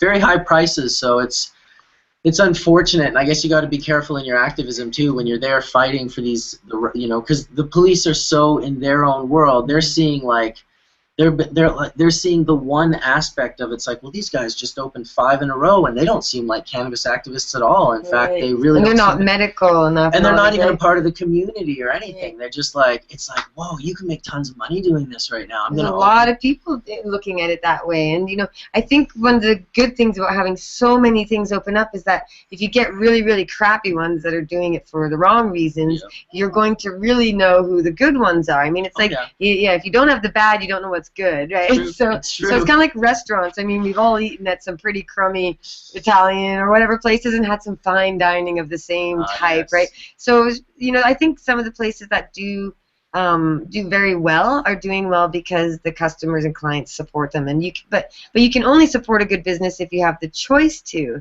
right? If you only have 3 shops to go to and they're all kind of crummy, then it's not really much choice at all. But when people have the ability to choose which one they want to go to, that helps set the standard. Then you go, hey, how come you guys don't offer what these guys do? And then any business who wants to stay a business is going to say, oh, what do my customers want? Please tell me more. I'll cater to your needs if I want to stay in business. And we actually saw that today in the Globe and Mail today. There's a big article about how the licensed producers are now going to back away from their anti-dispensary campaign because they've actually, first of all, they've met a lot of the community that they didn't really know or understand, and that's great. It's all human faces. And you know, I did an interview with Tweed too, and like we have to talk with each other. But these licensed producers realize that by alienating their customer base, they're not going to reach their desired goal, which is to make money and have good stock market. Exactly. And so, you know, many of them off the record have said to me, listen, you don't think we would love to be able to sell our herb to the dispensaries? Yeah, and they want to be able to do that. Of course and they want to be doing that. Too. But here we are caught up in the division of dispensary versus LP when the real true fence is Health Canada. Why are either one so worried about each other? Just support each other. Well, and then there's also and modulate the fence, modulate the rules and the controls, because we're the ones that make the rules and the controls. We tell them what we want, and then they give it to us, kind of not exactly slowly and small kind pieces. of not how we wanted yeah. it, and then we tell them again. Yeah, you take what you can get, and you always ask for more, right? And these licensed producers are being forced to operate under a really shitty Health Canada Harper-style system, which is definitely not pro-marijuana. It was really restrictive and expensive. And you know, I envision a world where these LPs can provide their very sterile, secure, standardized, tested medicine, because I promise you, there's a lot of people out across Canada who would never go to a dispensary. They'd never go to a Amsterdam-style coffee shop, and the only reason they're going to use marijuana is because their doctor said, you really ought to try it. And they go, oh, goodness gracious, I'm so scared of the marijuana, but where should I get the good stuff that you recommend, doctor? And he'll say an LP. But as long as everyone can participate, you know, I talk... No, there's both sides. You nailed it right there. Certain people are going to feel comfortable at these maybe pharmacy-type places or mail order through LPs, and other people really love dispensary models and being able to talk to the person and see the product and ask questions. But a lot of pot people, like most of us throughout history, don't really have much say. If it's like for me, I don't know what's good. If it's green and it smokes nicely and it works well, I don't care what the strain is. I don't care who grew it. If it's a nice product, I'm going to like it. So there's a lot of consumers out there in Canada who only smoke pot once in a while, and it's whatever green leaf they got from their buddy who grows it in their basement. So they don't really even need or desire or want much more information, but there should be places like private stores where you can go in as a recreational or social consumer and look at all the varieties, and maybe the person behind the counter can't explain them all. Like, I don't think the beer and wine store people can tell you the effects of everything they sell. I'm pretty sure they'll be like, well, sure. That's the best seller. One word. Oh, that one? Violence. There you go. Jodie, you want to ask you a question? First, I want to congratulate you on a kick-ass week here, especially going out there.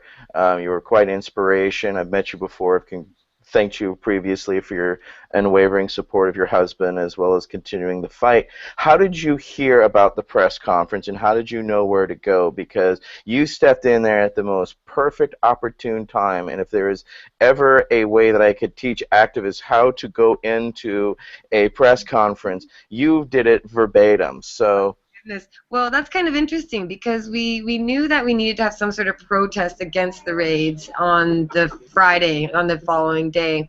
So everybody thought, well, where should these protests where should it be? Where should we go? To be honest, from my understanding, because other people organized this, I was so busy with the media, but my understanding is that online, some of the activists in Toronto were kind of fighting about where and when to go and what to do, and then finally Chris Goodwin was just like, listen, let's go to the police headquarters. That's the headquarters. Let's go there at 10 a.m., early in the morning. That's a decent time to go. And then it turns out that not half an hour later, the press release came out from the police saying that they were going to hold their conference that same place at 10:30 a.m. So I was doing some interviews, and then I showed up at the protest outside, which was really great. It was a street protest. There was tons of media. Toronto's the 4th biggest city in North America, so lots and lots of cameras and a lot of patients and a lot of signs and a lot of people who spoke very eloquently about the harm being done by these raids and the patients who are suffering today because they don't have access. And there was a guy that I met who was not part of the pot movement. We'd met him the night before. He's a photographer, and he came to this protest, and he came up to me and said, you know, they're not letting people in. And I said, really? And then he said, yeah, they wouldn't let me go up. And I thought, well, will they let me in? I don't know. Why not just walk in? And I literally just walked past the cops and walked in the door, and I said, where's the press conference held? And they said, oh, it's right up there. And so I went up these stairs, and it wasn't there, so I came down like, where is it? And they sent me to a different room, so I just walked in there and just held up my camera and started filming. And, you know, it's a 22-minute press conference. You can watch it online. I shared that around. But you know, I have this problem with bullshit, and I can't stand hearing it. And so I'm standing there being quiet and listening to him, and I just started shaking my head. And some reporters were like, Jodie Emery is here. She's shaking her head at police numbers. And I was like, so mad. And then I started muttering under my breath because I would just be like, that is such nonsense. Yeah, I just say like things because I'm so angry and passionate. And then when he said, we'll take questions, I was like, right on, you know, hands up. And I started asking questions, and then Matt Barron, who's awesome, he also started demanding answers. Where's the victim? Where's the crime? Where's the proof of any actual harm? And it was quite, you could say disruptive because he got quite upset to the police chief, but that's because he didn't really have answers. And it was something like they'd never seen before. But what's to the advantage is suddenly some of the reporters know who I am. Most of them didn't because it's Toronto-based and I'm Vancouver-based. But I thought it was the funniest thing was that when the police chief and them all left, the cameras all turned to me because I just started ranting and raving about how this is unjustified. And you know, this little video clip that went from Global, it's under 2 minutes, and it's been seen 500,000 times online because the message remains the same no matter where you are. And at the end, the press said, well, who are you? And I said, I'm Jodie Emery. I'm a marijuana activist, wife of Mark Emery. And, you know, I just gave a quick little spiel, and I also let them all know I've opened up 2 recreational cannabis shops because we have the right to do so. You told them that at the press conference. I said it on the news today. I have said repeatedly to the media, I've opened up these 2 shops. And so the police don't like, I was shaking in my boots a little every time a siren went by at our grand opening party that night. But here's my advice, is that if you do go, try not to be too disruptive. Personally, I would say something and I'd give him the chance to answer with his BS, and then we could refute it. But some of my wonderful, brave fellow activists, including Jeremiah Vandermeer, they get very upset and they get passionate, and he got frustrated, and I was actually ordered removed. Me and Matt Barron, the police chief said, those 2, I want them out, get them out of here. And the cops came up and took out Matt Barron, but I just like slipped between the cameras and I just didn't even look behind me. But judging by the video footage I saw, a cop was standing right behind me, and he was probably thinking, I don't want to drag this chick out of here in front of all these cameras. So I managed to actually stay.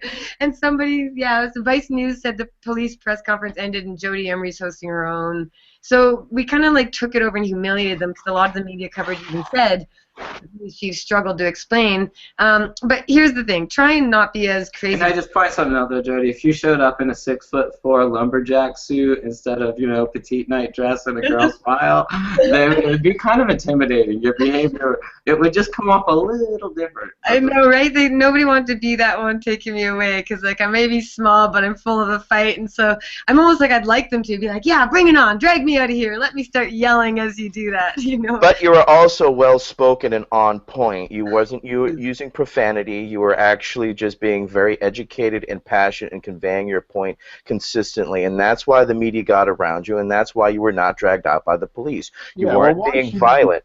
I mean, why should you be dragged away? It's a free fucking country. I mean, give me a I would like, you know, I'd like to point out she did a great job of really maintaining what the message was, staying on point, and not swearing and not being, and not having to resort to going to any of those places, being rude or anything, just trying to get your point across and do it cleanly. And I think that's why that clip went viral. And where's the harm? Like, all of this legalization talk, all of this, everywhere we're having these conversations about driving and young people and teens and all sorts of, it comes down to where's the harm. If there's a crime, there's got to be a victim. And we said, where are the victims? Where's the proof? And police, they have to prove that there's a crime. They have to prove there's harm. And at this point, everybody can see that pot consumers are not harmful and dangerous. I mean, everybody is starting to wake up and realize that, you know, they've been lied to, and so there is no harm. The harm was obviously caused by men with guns going and handcuffing peaceful people. I mean, it doesn't matter what caused those people. It doesn't matter what the details are. When you have men with guns going and arresting peaceful people, wrong. So the injustice is what we have to focus on, and all the little details we do have to talk about. But I will say I've only been able to convey these messages because I've had the opportunity to speak so well and meet so many people who have shared their message with me. So many activists from when I first began my activism career 12 years ago, you know, Dana Larson, David Malin-Levine, Mark Emery, these guys, the Marijuana Man, Greg Williams, they spoke so well, and over the years I've met so many others who have spoke very eloquently and educated me in so many ways. And I don't have familiarity with medical marijuana details. I'm grateful to say I'm not a patient that I know of. Maybe I'm using therapeutic medicine, but I don't know and do a lot of things that other people do. And so when I hear others' experiences and I see what they go through, I feel very passionately about conveying their message. I mean, I don't know if I mentioned myself in my press conferences or interviews. I try so hard to focus on all these people that don't have a voice and don't have the ability to say anything. And if that's what I'm good at, then I'm pleased to do that. I'm not an expert grower. I'm not any of those great things that others are. But, you know, the great thing about messaging is that when you hear other people saying the same thing, that really makes me happy. The best thing of the press conference was having the mainstream media turn to the police chief and say, well, wait a minute, like what they said, where are the victims? Where is the harm? Where's the proof? And the police chief is sweating. And so when you get the mainstream media asking the questions that we want to ask, it's all about how you say it, and I try and remain calm. But, you know, I'll give you a little news flash. The reason I'm a little late here is because I was stopped in the hallway and I talked to someone, and she was telling me how they're now thinking about closing the press conferences to the public because of unruly activists. And so, you know, maybe I caused a problem, but I think overall we got a lot more gain out of it. So I take no gain. I hope more Canadians cause more problems by speaking up. Yeah, we aren't going to just be sitting and being quiet. You know, I'm mouthy, so. Well, you took dialogue and you changed what they were trying to present by using intelligent dialogue to combat it, and they could not use lies to dispel your truth, and you caught them right mid-lie, and you could see everything. You just literally pulled the rug out from under him. So congratulations on a textbook way of how to respectfully interrupt and change dialogue. Thank you. And yeah, if anyone wants to see, you know, I have a lot of little interviews out there, and if they're useful talking points, that's great. But one last thing I'm going to say about the lies is how you've got the police chief was saying, you know, none of these products, these edibles, they're not labeled. Nobody knows what's in them. They don't have any information. And meanwhile, every single professionally packaged brownie there basically had a THC content. Do not give to children. Use. I mean, it was a straight up lie. The cameras went from him to all these labeled things. And as I said to him, and I've said to the media, when he goes, well, you don't know who grows it. You don't know who's producing it. And I say, well, duh, you make those people hide underground, because they'll be criminals. They'd be happy to come forward and take credit for their great work if they weren't going to be arrested for it. So maybe you should look into that. So I don't know. Jodie, has anyone checked them on how much effort it takes for them to get a patient licensed? I mean, we're hearing on the chat here, there's only 40,000 patients licensed for 20 LPs. That's not going to feed 20 LPs. They're going to have to merge or open up the floodgates. Well, that's it's a great opportunity to show them that here are the people you just heard. Here are all these patients that can't get access because you made it a paperwork hell for them to get through to become a patient. So they're going to dispensaries. Exactly. And so I'd love to show them who they just heard, because I'm sure there's patients right now that can't get access. Oh, for sure. And the police chief said there were 50 people who signed a petition to shut these places down. And I said, there's 50. They probably all work for him, you know? I mean, they probably all work in the police department.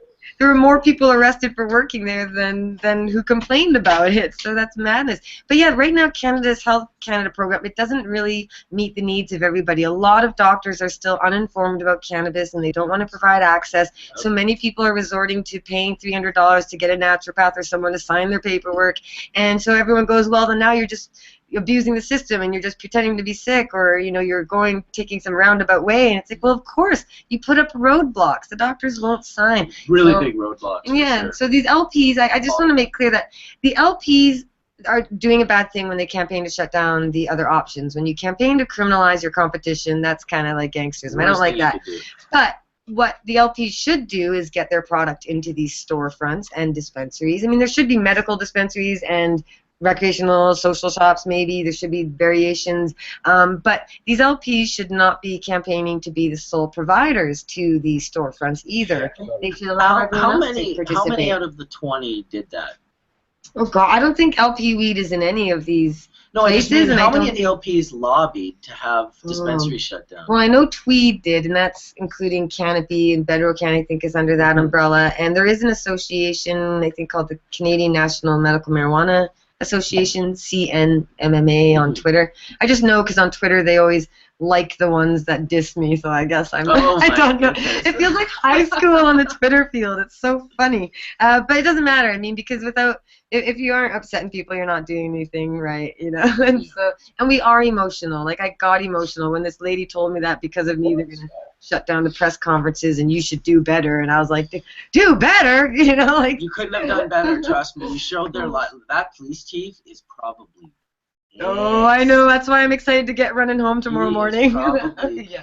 They were embarrassed because literally the articles were police chief owned at his own press conference and shit. So I'm like, oh boy. I think I just made my own John Walters like Mark Emery did. No one likes getting owned, but the bottom line is when you're wrong, you're wrong. Exactly. And when you're right, you're right. Right. And we activists, we're right. It's being legalized because we're right. So stop treating us like we're just hedonists who need to be sin taxed to death while we give reefer madness to children. No, we were right. Cannabis is being legalized because Canadians want it, because they know it doesn't hurt anybody. And legalization means you're not arrested and you have access. And if either of those things continue to go on, if you get arrested and if you're denied access, it ain't legal as far as I'm concerned. That's Can I bring up something? I debated Daryl Gates in the 90s, and, you know, after he went off about all these gangs and all the problems that he was trying to face, which they're doing in Toronto, they're saying that they're going after the criminal element in this. I stopped and I said, you know, that translates into us that you are supporting the criminal element because you're creating the criminal element by creating all of us as criminals. You're painting all of us with the same brush. None of us have any potential of legalization. There is no production path.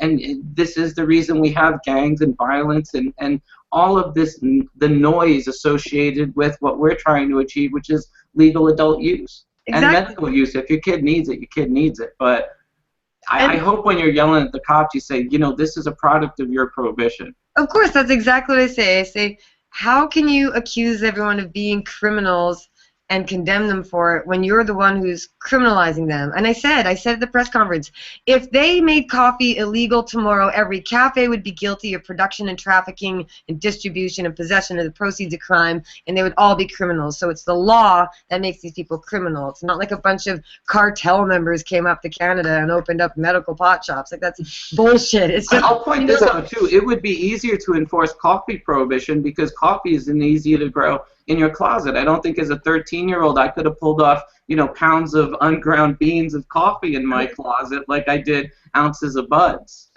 Yeah, and caffeine is an addictive stimulant drug that 80% of North Americans agree they cannot function without. So it's available everywhere. And another point I said, it's a fun little talking point I like, is, you know, they're always worried about how far away are these dispensaries from kids and schools and blah, blah, blah. And I say, you know, when you go send your kid to buy candy at the corner store, they sell cigarettes there. So just saying, you know, you sell cigarettes. And the, you know, candy itself is poison. They put all of the adult use items at every convenience store. Gas they can't have for cars they can't drive, liquor they can't buy, cigarettes they can't buy, porn they can't buy. It's all not something that it messes them up that they can't have it. We just teach them that they have to wait. What is this? What is that? Sorry, I got distracted by a giant bag of beautiful flowers. That is nice. What do you guys think the cost is to get one of these LP licenses up there? I'm in Massachusetts, where it's really a taxi cab, artificial scarcity thing. Yeah, millions and millions and millions. And so I understand why the LPs are like, well, we need to make our money back. And all the shareholders are saying, yo, I bought your stock. Give me some money. And Tweed stock went up $2 the day of the dispensary raid. You know, but, you know, it does cost a lot of money. But they should be campaigning to get rid of those restrictive regulations. You know, it shouldn't cost that much money. And there's no reason for it. You know, cannabis, it can be grown that way. I wouldn't begrudge a patient for wanting to have their cannabis produced in a massive sterile facility with all of the standards that these LPs abide by. But these LPs make no secret that they want to sell recreationally, as they should be allowed to do in whatever form, as long as they don't try and criminalize the competition. So, you know, these LPs and what they're doing, it's difficult for them because they're trying to be legal, and then they see all these hooligans on the street. But as I remind them, the only reason LPs exist is because dispensaries broke the law in the past, went to court, and the courts changed the law. And so these LPs exist because of dispensaries and patients and growers of the early days. And so they shouldn't be trying to exclude them from the market. So legalization means everyone who built the industry should be allowed to participate, and newcomers should also be allowed to participate. But they should also probably be consumers of their own product. I can't imagine being a tomato salesman who never eats tomatoes, but maybe they exist, I guess. Jodie, I have a question. There's dispensaries in Toronto. Do they pay taxes? Yes, they pay all the taxes that they're able to, payroll tax, and when they pay their landlord. So basically, not only did Toronto police seize all that millions of dollars in products, then they lost however how much we don't know, quantifiable tax money on top of that, on top of the money they spent. So what just an absolute waste of time and money. And I hope that you embarrass them to show them that it was such a waste of time and money. And I think that's what you switched the dialogue to the media to start to look at is, hey, what really is going on here, as opposed to just taking the tripe that the police were issuing. Right, and the media did say to the police chief, how much did this cost? How much did you spend on this? And he said, no comment. They won't even tell because they know it's embarrassing. I guarantee you there were a lot of conversations about how this is obviously not the way to go because international media attention, BBC and others covered all of this. And it's kind of, I kind of get a little wave of nervousness, and I think, holy smokes, I pissed him off real good. But who cares? Who cares? They should be humiliated if they can't defend their position. They should be made to answer for what they do. And so part of me feels that we won't see any more really heavy-handed enforcement because clearly the blowback was not worth it. And I mean, just the contrast between here you have all these dispensaries that nobody was upset about really, and then they get shut down with such heavy-handed force, and then you have this giant expo where millions of dollars worth of cannabis professional trades are gathering together. You can't shut this down, so why even waste any resources? And that's a big question the public want to ask. And I keep telling them it's not just about how much money is being wasted. It's about how much money we're not being able to make. The economic benefits are fantastic. And there's a lot of criticism about I understand critics about capitalism and big money can do big bad things, but money is essential for good things. Charities can't exist and do good things without money, and there's no shame in making money. And I don't have a lot of it. I got $17 in my bank account, honestly. So, I'd like to make a lot of money, and who wouldn't? Everybody wants to have a job, and everyone should be allowed to have a job. That's the beauty of what the marijuana and hemp industry can actually create, is that even if you don't smoke pot, you could build hemp cars with panels that won't be crushed in an accident, or you could be an architect who starts using hempcrete to remove carbon dioxide from the atmosphere and self-regulate so you can save on heating and cooling costs. And insurance companies would be happy if houses were floodproof and fireproof with hempcrete too. So I'm going on a hemp brand here, but my point is there's a lot of jobs and a lot of opportunity available because of cannabis, and that should never be shamed, and everyone should be encouraged to go and open a business, make money, hire people, contribute to your community, because if we're all broke,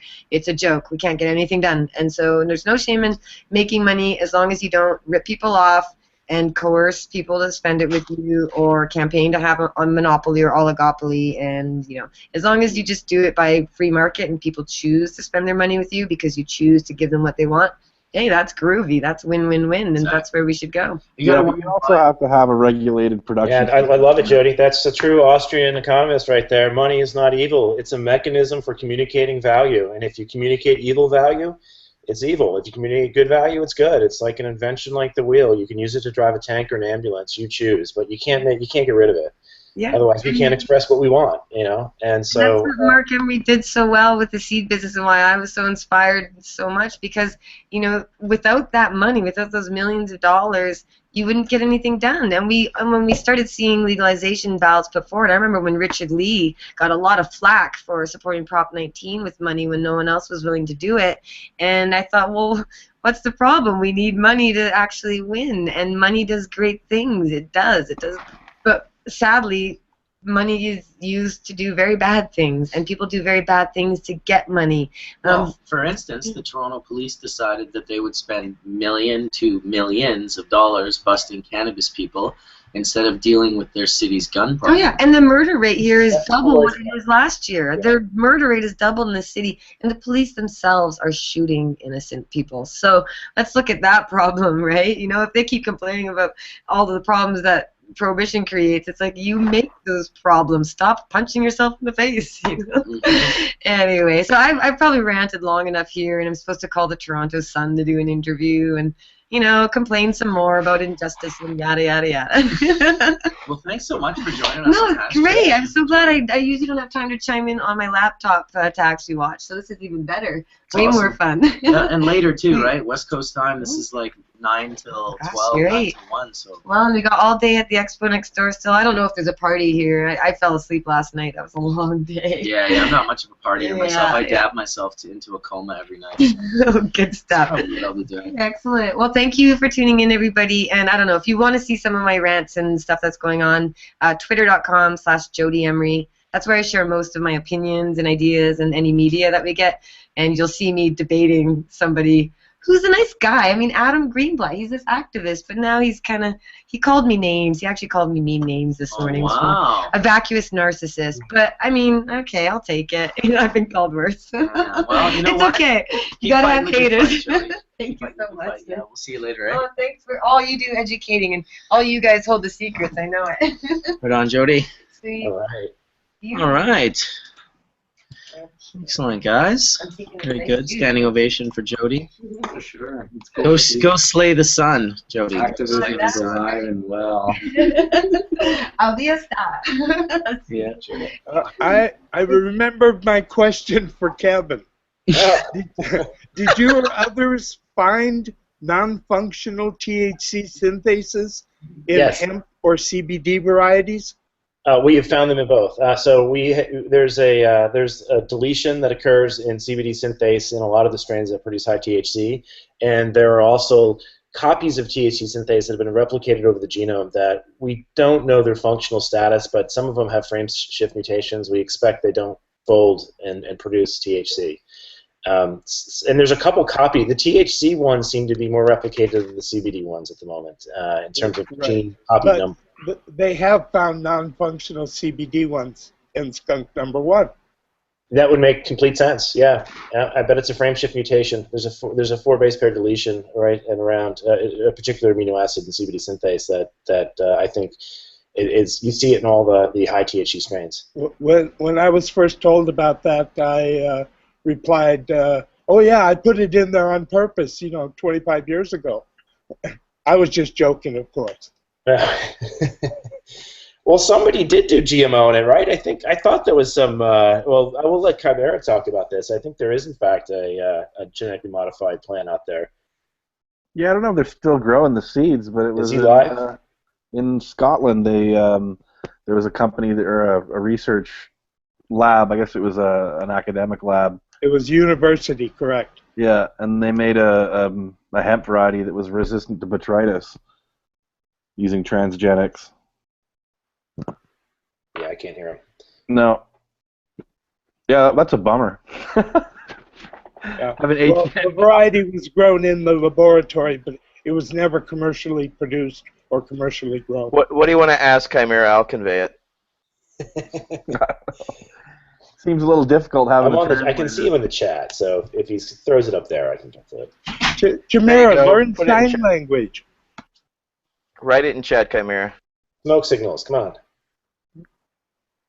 I'm the only one smoking. I don't see any other signals. Hey, Chimera. You there, Chimera? Yep. Lemon Cake says, "What's up?" He's standing next to me here. Right on. What's up, Lemon Cake? What's going on, man? How are you? Doing good, man. Good to see you. Yeah, you too. How's life in Toronto? Beautiful.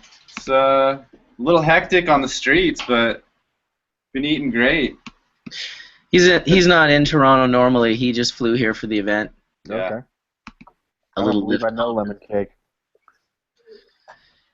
It was definitely the strangest thing ever, coming to this Lift concert and then seeing all these like people picketing out front about Israel and Zion and Henry Kissinger's face with all these different things on it, and then to go into the building and then go sit in the restaurant and be like, look over and be like, oh, that's Henry Kissinger over there. That's why they were picketing. That guy must be like 127 years old at this point in his life. And pure evil, yeah, but you know. Dude, I'll tell you, with the amount of Secret Service that were around, I suggested to all my friends that just don't say anything about him in a negative way while we're sitting in this building, or put it on your phone or do any of that, because those guys definitely roll with a different vibe. They're paying attention to all sorts of shit. They weren't born, they were defrosted. I agree with that. They were definitely defrosted. Yeah, let's take that Henry Kissinger out of the back there. It's about time we defrost that one.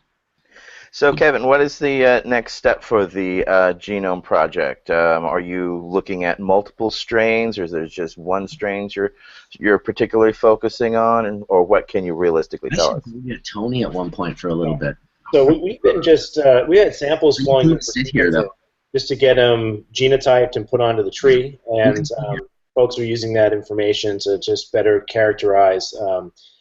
We're trying to bring it down to a QR code that can sit on a product that this has been genetically certified. We know what it is, and here's a QR code that links you to the genetics. If you want to download it, you can. If you want to read about it, there's a page landing for each site. So we're trying to rifle through as many of those as we can.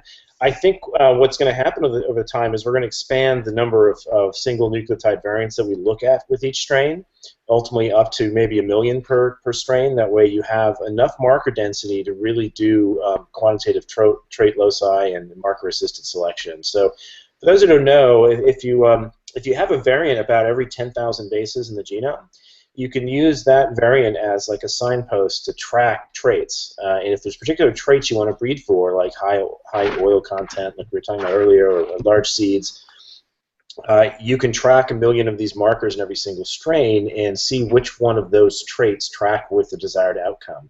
And that's happened in a lot of other agricultural fields, and it should be applied to cannabis with great success, because tomatoes, where this works, the economics work with driving this. It's like $2 a pound. We're dealing with $2,000 a pound, well, maybe $1,000 a pound now in cannabis. So there's definitely enough market incentive to apply genomics and hunt for these markers inside this plant, just because the price gap is there. And so you're just basically manipulating the strands themselves, pulling things.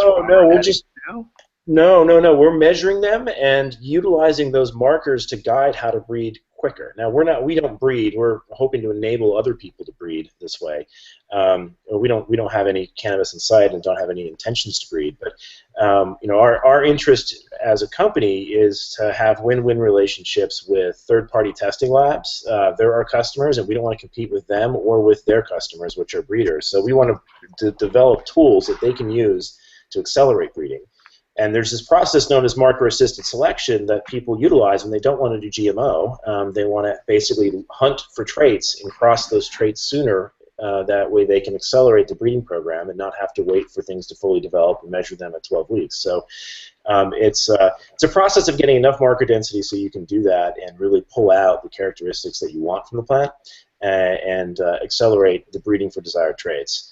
So that's happening. The other side is we're constantly looking at different sex testing markers that can perhaps improve things. We're hopeful to try and dig into if there ever is a genetic component to hermaphroditism, if we can pull that out. And then likewise on the mold and bacteria detection, we're putting a lot of effort into understanding the microbiome of these plants, because that to us seems to be a really critical component to the cannabinoid diversity that might be undiscovered at the moment. So. Well, especially as we move forward with large agricultural companies starting to come and sort of look at it, because they want something as stable as possible. But we're also going to find when we move things to things like the Central Valley, we'll start to deal with all types of newer pests and pesticides that weren't necessarily specific to cannabis, but we'll find that crossover because of just biodiversity. Yeah, and as Sam was mentioning earlier, pest resistance is known to be a genetic trait in a lot of other plants, and so there's likely to be some conditions that express different secondary metabolites that help with pest resistance. I mean, you look at a lot of Raphael Mechoulam's work, and these cannabinoids are playing a role in MRSA, right? There's quorum sensing activity that these cannabinoids perform. They trigger bacteria and other microbes to dissolve biofilms. So they're designed to interact with these other microbes, and getting the beneficial versus harmful microbial balance correct is probably going to be the answer to getting rid of excessive pesticide use. Somebody is asking, how much would this service cost? Is it affordable to backyard breeders, or is this just for the big agronomics? I think it's going to come down in time. It always has. Right now, since it's new, it's really only getting used, I think, on folks who are like this. One of the markets in California where it's really gotten some traction is the secondary wholesale market, because in that market there isn't a vertically integrated market where you know precisely what's been grown because you're also dispensing it. In the wholesale market, that connection's broken. And so the way to reconnect that is to get genetically certified material in there so people know that, oh, this is in fact Blue Dream or Charlie Murphy or what have you. So it's been working there, and we've been hearing, although I can't verify this myself, but we've been hearing it's capturing a higher price per pound if it's been genetically certified because there's confidence in what's actually being produced, and we're also hearing it's enabling the start of a futures market that, okay, now I can be promised a certain price for a certain strain, 6 months from now because I have a mechanism to know that in that time frame it's precisely what it is. So that's just getting going now, and I don't know how long that's going to persist, but I hope as the market moves forward we get rid of this concept of having to force people to do vertical integration. Like, no other market does that. That seems silly. You don't grow your own wheat to make a beer. And that creates a tremendous amount of inefficiency in a marketplace when every business is forced to do that, because it basically means you can't specialize in certain areas. Like, you might be very good at storefront, you might be very good at growing, and you might be very good at extraction. To be good at everything at once is really hard. Well, what can we do as an industry to start fighting for equal rights? Because, I mean, initially we're fighting for rights in the first place, which obviously we're still at with examples of, the raids that happened this last week. But the next conversation is ultimately equal rights, because your example of alcohol is great. We don't expect every bar that sells whiskey to try to replicate its Jack Daniel's recipe, and distill that whiskey itself. It's totally ridiculous. Yeah. And it's not really happening in any other industry. I tend to lean toward local. If there's anything, I'm somewhat anti-political. I think federally politics is just a big show, but locally it seems to be potent in states' rights, people legalizing the state to state. So all I can point to is your politics matter locally. They're probably irrelevant globally. They do, but we have to fight federally. I mean, the reality is that every bottle of Jack Daniel's that's made it to every bar on every shelf in America has had to make it over state lines, because it was all produced in Tennessee, and that's the reality of that. And so we have to look at this on an equal rights issue. If we're really going to start looking at this as we have a right to this commodity, then we have to have a right to trade it, and we as consumers have to have a right to get that bud from Tennessee that we've always heard about, some bluegrass Tennessee. Yeah. Look on the East Coast, on everything, there's an LTP tax, which is the tax going through the Commonwealth of Pennsylvania. Everything that's produced in the Northeast has that on that FTP tax. So there's got to be something applicable for cannabis, especially but that again, it's a federal reality. I mean, we do it currently, then it's interstate commerce, so it has to open up federally. So that's why, Todd's saying we have to still stay on the, the activist level, because it hasn't changed. Maybe it's changing state to state, but the reality is, until we have that federal acquiescence, we're only going to continue to wallow in the same. I'm all for state rights. I mean, we have to make we have to make progress at every step we can, in my opinion, or we're not going to get anywhere. I mean, just the testing that these guys are doing was, 20 years ago, fucking the third rail of chemistry. If you really wanted to start playing with cannabinoids and stuff, you could get in such trouble. How, as you as a scientist, how have you seen, Kevin, these changes in acceptance of this as an industry, being taken seriously? It's still an enormous problem in that you so we do a lot of work in the epilepsy field, and a lot of the physicians that we work with are afraid to recommend anything other than Mcernan or GW because of DEA scheduling. And if you haven't seen, there's a great CanMed presentation from John Gatanis where he's literally asked the audience, "Is there any DEA guys here? Because what I'm going to tell you might make me lose my license." And if he prescribes ACDC he can't. He has to point people toward dispensaries and tell them to go figure this out themselves. And that's, from him as a physician, he feels that's not a responsible thing to do ethically, because you're leaving the patient to try and figure out cannabinoid chemistry on their own and in their garage. And then on a scientific level, what's ironic today, at least in the United States, is most people who want to work in this space are spinning themselves out of academic universities into private companies because the academic universities have so much federal overhang that they can't touch the plant either. We're seeing this even in Boulder, in places that are the epicenter of it, that people want to have to jump out and start private companies in order for them to have some latitude to pursue this.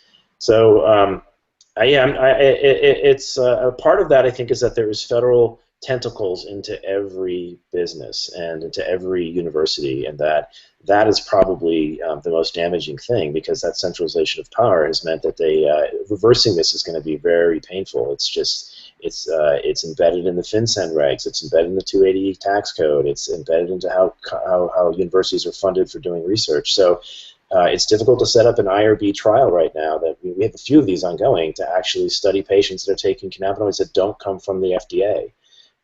So there's a lot of work to be done, I think, for the research to open up. And can I ask something? If you look at alcohol and tobacco that are not scheduled, is research on tobacco just free and easy? I mean, are there no restrictions when it comes to playing with nicotine? I don't know. I haven't done any of that work, but I don't know. I don't know who's doing it. Is that a NIDIS thing that they study nicotine addiction and alcohol addiction? No, I don't know. I know that in a sense nicotine is prohibited use as a pesticide, been for like 100 years. When I first bumped into that information, but it's nice to hear Barney Frank talking about descheduling cannabis, because it's what's the right thing to do. None of the schedules really fit it, and the problem they're going to have with cannabis is it grows everywhere. It grows in closets, it grows in backyards, it grows in greenhouses, really great. It grows everywhere. And tobacco doesn't. I can't grow tobacco in a closet. I've never tried, probably could a little, but it's not the same. Cannabis really lends itself to circumventing the prohibition by being so versatile of a plant to cultivate. Right. And that's not going to change. So the more the laws loosen, this is why I support California legalizing, even though it's limited. If you allow 6 plants in every household, suddenly all of the enforcement becomes pretty laughable. If there was 6 plants in every yard legally growing, cannabis would smell a lot different. California would smell a lot different from harvest, And but it also would make the enforcement of 8 plants or 12 plants or 20 plants absurd. And this is where I think they're going to run into absolutely effective problems when it comes to enforcing stupidity in the future. Where they had fear in the 80s and 90s, they were losing the fear, and now they just look stupid to resist this body of evidence coming forward that it's not only not harmful, it's just super helpful for almost every little thing that ails us as humans. Yeah. It's from my own experience in 2011. Granted, I was probably a bit paranoid, not knowing much about the field. We did consult lawyers before sequencing the genome, and they told us, "Get the hell out of the country. Go do it in Amsterdam. You're in Boston, Massachusetts. You can be hung out to dry for this." And so that probably created a month or 2 delay where we had to figure out how to do DNA preps basically in our garage, so that we could port all this stuff over to Holland and then and get it prepped in hotel rooms. And that required getting. The hardest part of that was what can you get to the TSA? I'm now thinking about experiments of how I can get equipment that fits in luggage that gets over to another country, as opposed to thinking about actually sequencing the damn plant. That's a waste of everyone's time, just because there's a lot there that makes them afraid of cannabis leaf or DNA. So that's happening at an exponential scale everywhere around the country, and I don't think a lot of people understand that.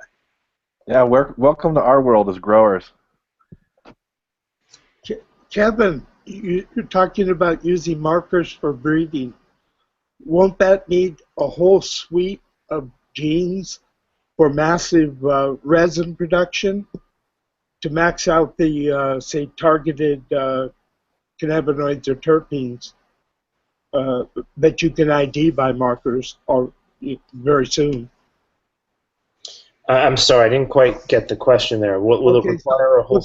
What the real question is that just targeting a particular compound by using markers isn't enough. You also need to have a suite of markers that could accompany vital, healthy, massive resin production plants. Yeah, and they may be unrelated to the actual limiting synthase gene, right? It could be... Oh, yeah, of course. No, I'm just talking... trichome production or something, or large trichome production. Exactly. That's what I mean. Yeah, I think that's why these hypothesis-free approaches are so critical, because if you could take a gene-by-gene approach and draw some hypotheses, but what they find, at least in the human genetics world, they do these things called whole genome association studies. So when you have enough marker density, you can then scan for these correlations of markers to the desired outcome. And oftentimes you find the SNPs lead you to parts of the genome that you had no clue were going to be involved. It's very much, that hypothesis-free approach, I think, is really critical to actually finding the markers that predict outcomes, because just as you said right there, we might think, oh, there's got to be a variant inside limiting synthase that drives it to hyper-express, but you might be completely missing the picture. It just happens to be with some functionality of the trichome head that we didn't even think about. And we're looking under the wrong light post. We have to let the data speak as opposed to hunting for things. And when you do that, you need lots of marker density. I would presume it needs both. Yeah, it helps to certainly have a background of where all the genes are. So we do need a better reference, because right now the genes are thankfully very well annotated from John Page doing a lot of RNA sequencing. That really highlights where the genes are, at least what's expressing in which tissue. A genome in itself, without the RNA, you can put it through prediction algorithms, but they kind of crumble on you when there's a lot of breaks in the contigs. It's hard for them to get these intron-exon boundaries correct when the genome's busted up the way it is currently. But some of the small genes, like the cannabinoid synthase genes, they happen to be very small. They almost look like they're microbial. They don't have any introns in them, which is really, really bizarre.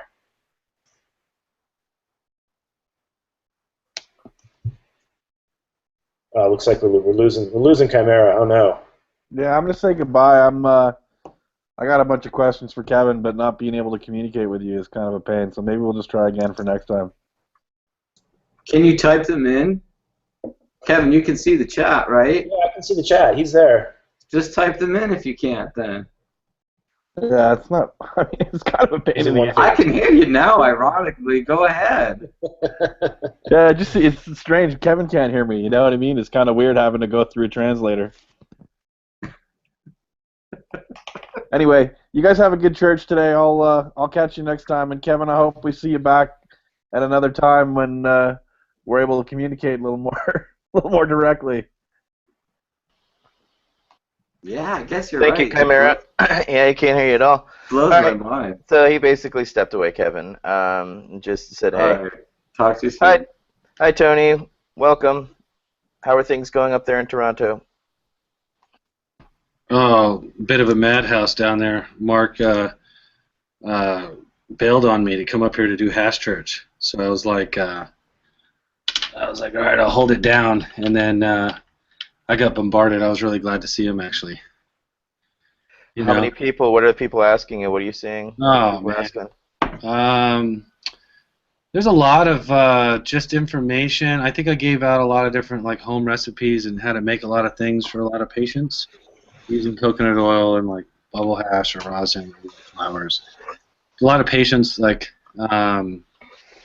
growing for themselves or trying to get the information that they want, and maybe they're kind of having a little bit of a hard time through the systems that be. Obviously because of dispensaries are technically legal and LPs can only deliver to your home, and there's just a little bit of a gap, So there's a lot of different patients that just coming up for information, how to make things, how to do things, a lot of that.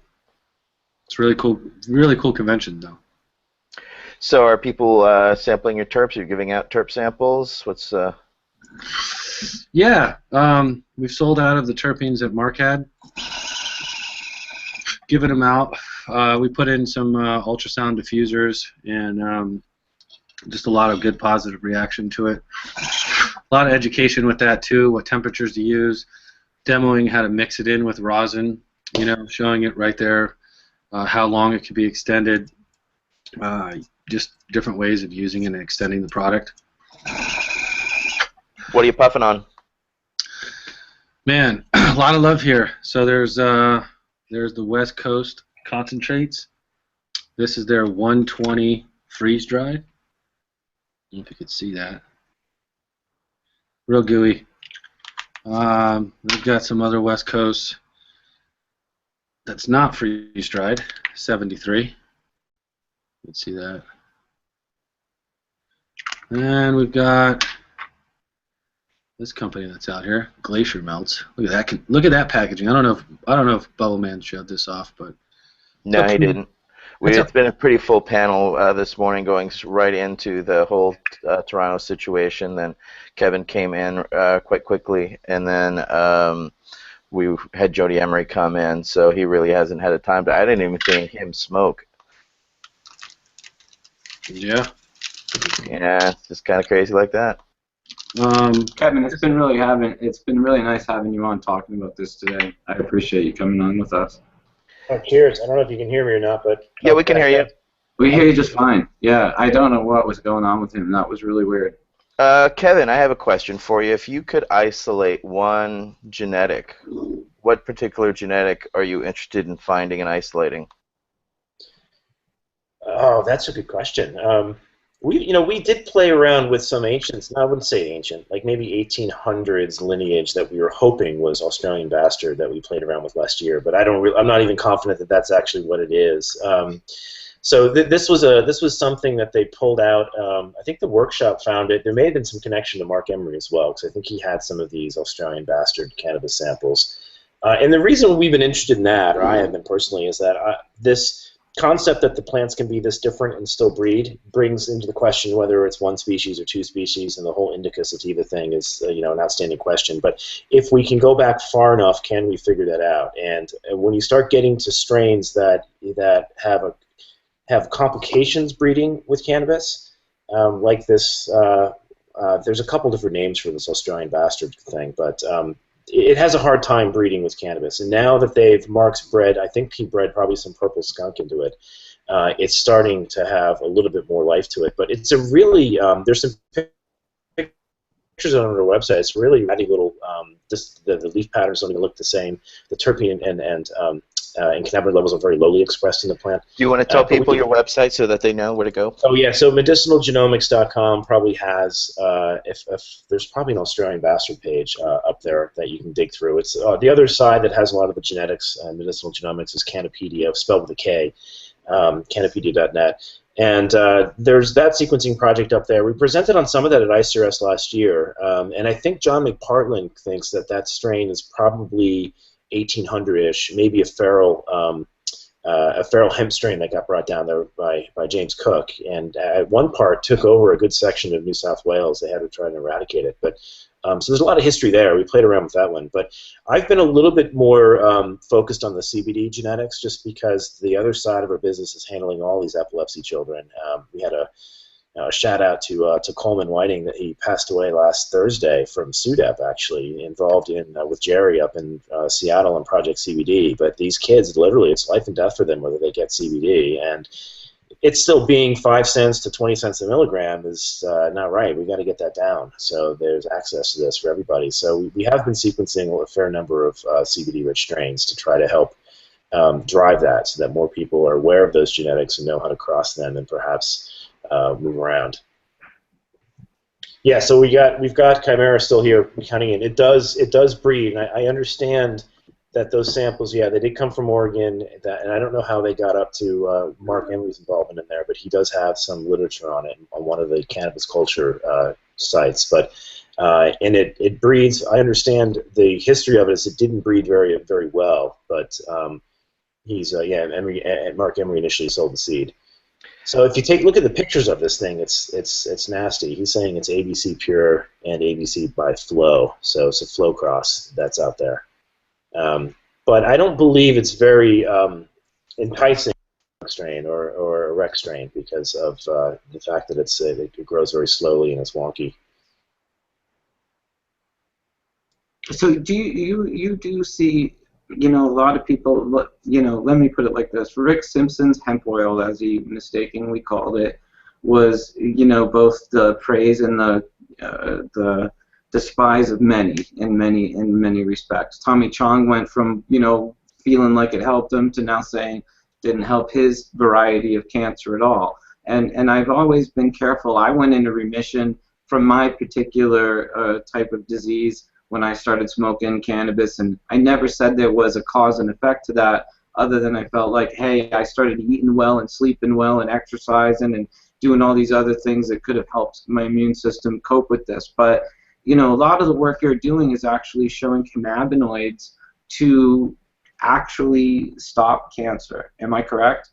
Yeah, it's not work that I'm doing per se, but yeah, there's literature out there showing this, and I've got a family member as well that's going through this metastatic stage 4. We've sequenced the tumor. We understand the variants that are in the tumor, which is actually very reassuring to see that, okay, these variants are actually pointing to pathways that have been published as cannabinoids inhibiting these pathways. So this is a BRAF mutation that a family member has, and those mutations are known to be involved in this AKT pathway, and there's a lot of people that have published on cannabinoids being potent AKT inhibitors. And so this naturally catches your attention when you see that your tumor has a variant that's been published to be inhibited by cannabinoids.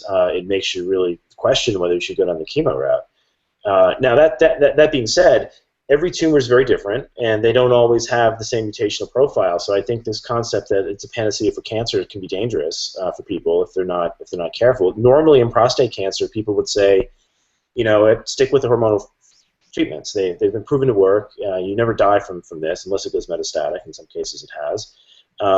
But at the same time, most prostate cancers are androgen receptor cancers, right? It's an AD mutation. They've had an upregulation or copy number change in the androgen receptor. And when you find out you're a zebra, you're not the average prostate cancer. You might stop and think, all right, maybe the hormonal treatments that are successful or aren't really harmful for me to do. I should do them because hormonal treatments actually, it may be uncomfortable, but it's not like chemo where you're actually likely to create more mutagenic load. And so I think there's a lot of promise there, not just from the plaintiff standpoint. I think it actually is playing a role in shrinking tumors, certain tumor types, and we need to better understand that. So I've always been outspoken. If you have a tumor and you're going through this check out Foundation Medicine. They're a company that sequences your tumor and gives you an idea of what chemistry and what circuitry is broken. And that, I think, is how we're going to figure out which patients should get which cannabinoids. Well, it's fascinating to hear you say that chemotherapy could well be replaced with cannabinoid therapy. You feel that's the future, obviously. Oh, yeah. I don't know that it's in all cases, but no, in certain conditions, cannabinoids may well be the therapy we need to combat certain cancers in certain cases. Yes. Or certain epilepsies or spasticity disorders, etc. Yes. I mean, in the case of epilepsy, there's 10% of the kids in the GW trial that get worse on CBD, and their seizure frequency goes up like 400%, and that can be intubation, that can get you into rescue meds, that can get you into the ER. It's that 10% we need to understand why. We are involved sequencing a lot of those patients. We've got 3 or 4 IRBs now that have been approved at MGH, NYU with Orrin Devinsky, and at CHOP down in Pennsylvania, and now in Alabama to sequence all the patients in that study. And this is just being done out of the curiosity of the private investigators. There's nothing, GW is not funding this or anything. It's just that everyone wants to have the sequence information here to know, is there a signature to who responds and who doesn't respond? Because if we can figure that out, we can avoid the 10% that get worse. And well, I think that's the case in tumors.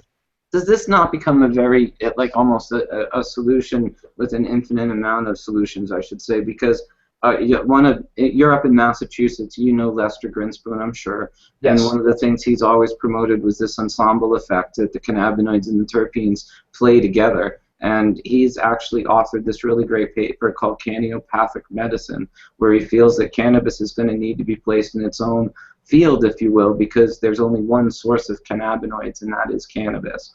And he feels as such, though, going forward, that it's, trying to understand all these different nuances is going to be the fascination of 21st century medicine. How do you feel about that? So the challenge is with that much complexity going on, it gets in some ways very libertarian in that each person's unique, and it's difficult to imagine the FDA managing this correctly because they are anti-individualistic, right? They're very much herd medicine, get people into cohorts, test them with the same compound, so maybe a single compound applied to everybody. And personalized medicine is really turning that thing upside down, and that when you start considering every person being individual, you cannot consider $100 million drug trials for personalized medicine. You have to find a way to dissolve that regulatory structure that is going to making medicine expensive. Now, there's a way to Uberize this, I think, and I think the way to Uberize this is that every individual begins to understand their genetic structure and their component. That way we can track this stuff on the internet. I mean, episodes like this, Ash Church getting all this information out, why isn't this happening with genomes and cancer and cannabinoids? Well, you know what you just made me think of? You kind of made me laugh. You used Uber as an euphemism, and, to think cannabis is the Uber of medicine for the people. It absolutely is. It actually is. Well, if it is what it say it is, and that's what is so important about what you're doing, is we're trying to map exactly what it is people are accessing and have access to, because what we have now is I have a genetic that's a hearsay and a conjecture, because it's out in the ether, but it's in the commonality of man, but I cannot without a doubt say that, I can smell that this is this genetic, but is it truly that genetic? And so that's where the depth of what you are doing, as well as what it can isolate, and then which ways you can steer it medicinally initially, because as we know, there's more than enough research going forward, Kevin, to last everyone here lifetimes and a half. So, but what is achievable in the next, where do you see this in the next 5 to 10 years if more research comes on hand? What is accessible? What will the patient, the individual, see? So I think it's a revolution in healthcare, in that most of healthcare right now is governed through the FDA, and that thing was set up 40 or 50 years ago, before we had the internet, before we had email, before we had the ability for people to peer-to-peer share what's going on with their healthcare. And don't get me wrong, I know people that work there, and they all have good intentions, but it's the structure of having a bottleneck decide what is everyone can put in their body is what's wrong with the whole architecture. We're all different individuals that probably respond differently to drugs. This is well known. What cannabis presents is it's an open source pharmacy bigger than all of Pfizer and Merck that's about to go throughout a dispensary model, probably to everybody, and it grows out of the ground. So we now have something that's incredibly cheap to manufacture and grow. It's arguably open source to the most part. And it's very, very tolerable from the compounds that are in there, and we now have the tools to target this to the right patients. We've never had a better opportunity in healthcare to completely change it and turn it upside down, and I do think this is the tool to Uberize it.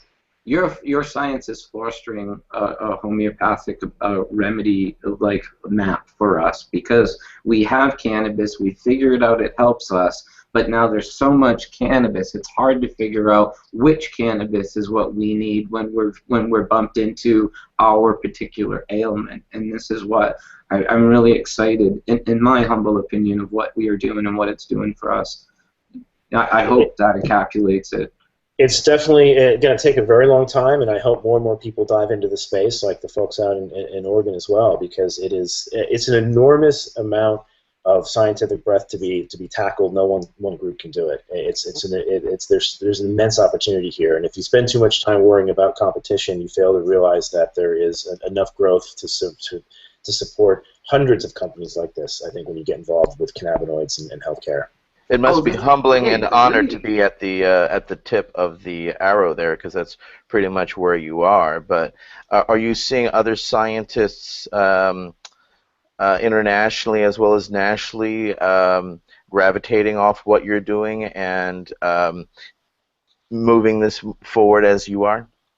Absolutely. There's other companies now trying to clone some of the cannabinoid synthase genes into yeast and other organisms to hyper-express this, and that's not emulating any work we've done. That's others have done that long before we ever entered the field. But they're perfecting it with some of the genetic tools that are available today. We're also seeing there's an excellent institution, I understand, opening up in Czechoslovakia in Prague that has a host of metabolome projects that they're going to be doing in the plant, which is really interesting to us. Matching that with genetic signatures is really ultimately the goal for marker-assisted selection. And I think we're going to see it go into the hemp market. We're going to see it go into some of these polymer markets. There's a host of things that can be done with replacing graphene with different types of cellulosic components of the plant. So it's a wide open field, and when this does legalize, it is going to be an economic boom. That is, I don't think people understand what happens when this. Even if it goes to Schedule 2, I'm all for descheduling. If it goes to Schedule 2, I think you're going to see all of Wall Street march right in with money galore to go after this, because it is the fastest growing segment in the economy, and they're just waiting there on the sidelines for the 280E stuff and the FinCEN stuff to go away. And once that goes away, it's going to be a tsunami, I think, of investment. Well, you know, though, we're in a really weird space where the plant and the chemical are in two vastly different schedules. When they moved Marinol from a 2 to a 3 in '99, this made a huge statement of the safety and effectivity of Marinol and the lack of street market value it had. I mean, even when they talk about drugs in the mainstream, Marinol is never there with, you know, Rush Limbaugh is never going to be caught in a parking lot, you know, buying underground Marinol pills. It's just not going to happen. And I think the same reasoning that they use, the same science that they use to take Marinol from a 2 to a 3 really is a great argument of why cannabis doesn't even fit in a 2. Yeah. You know, if Marinol didn't fit in a 2, how does cannabis fit in a 2? And I think what Bonnie Crank's saying about not being in a schedule at all is, you know, and I don't think cannabis is going to go away any way that they schedule it. It didn't go away as a Schedule 1. Here we are having this conversation 40 years after Nixon launched the war on drugs, and cannabis is still growing all over the place better than it ever has. So I don't fear the change in any way. I think it's just going to make it more accessible to everybody. What we're going to see happen is the price drop and drop and drop in all reality. Because, you know, do you talk to manufacturers that are talking of a cost production per unit or per gram? You know, we're not as much on that side. I mean, some of those folks do contact us to get their stuff sequenced so they can just utilize that sequence to see if anything's ever changed, like from a production standpoint. But we're being based in Massachusetts. We're paranoid to even touch the plant. We're just trying to handle DNA, and you know, maybe that'll change. You came out with a cool thing, what was it called, the pathogen indicator? Yeah. Could you talk a little bit about? I found it fascinating. You know, we are big fans of water hash, and it's inherently a mold issue problem if it's not handled right. And up here in the hills, you see a lot of mold issues. And when I first read about your invention, I guess it is, I'd like to learn more about it. I thought a lot of people are smoking mold and don't know it. So yes, could you talk about it? That has led us down an enormous rabbit hole. So what are we doing there is most people are testing for yeast and mold by putting things on Petri dishes, and that's kind of what has been inked into a lot of the regulation. They're measuring CFUs per gram, which are colony-forming units per gram.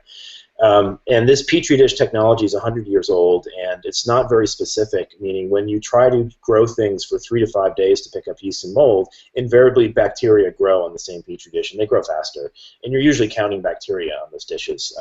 At the end of the day, you have colonies that you have to identify. Actually, take that back. According to law, you don't have to identify what they are. You just count them.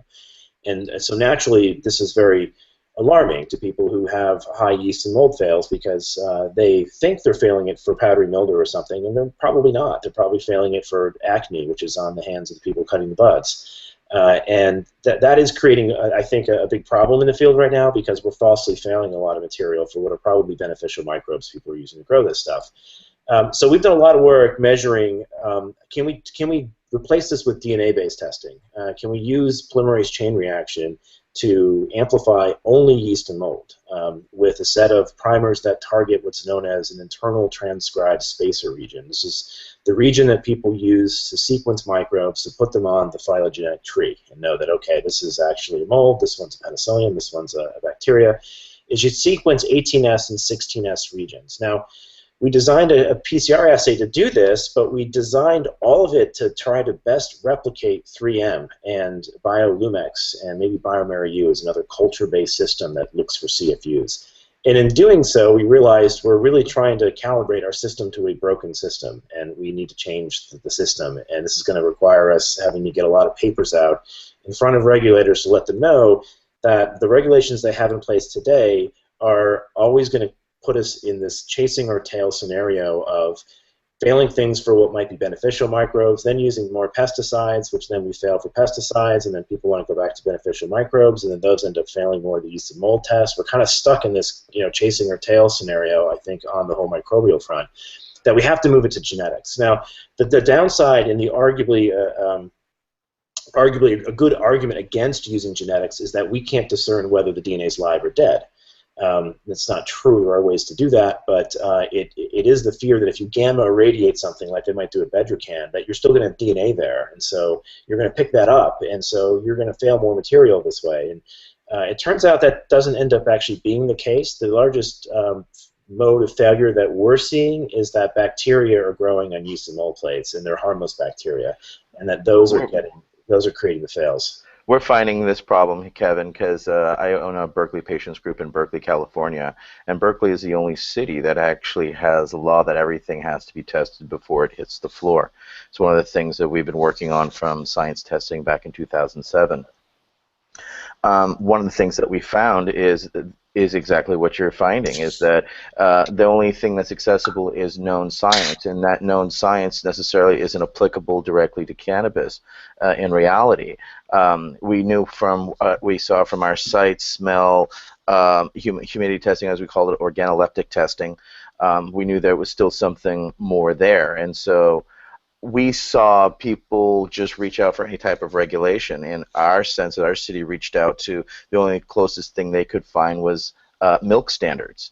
And so they started to try to calibrate us toward milk standards, and we had to make them aware with other science and education that that was not the case. So we're finding this out directly, and we're at the tip of the spear point because, again, we're the only city that has this. Soon it will be required in the entire state and in other states as well. But until that, we're still at that point of trying to understand what science is applicable, what are those real findings, because we have to have plates, we have to have herbicide and pesticide testing, we have THC potency as well as CBD, listings, etc. It's just part of the standards that the city has put on us from a labeling standard, but it still goes to testing standards because these labs are only testing at that level, and they're not even going into that deeper research. So that's why I'm so thankful there's people like you that are looking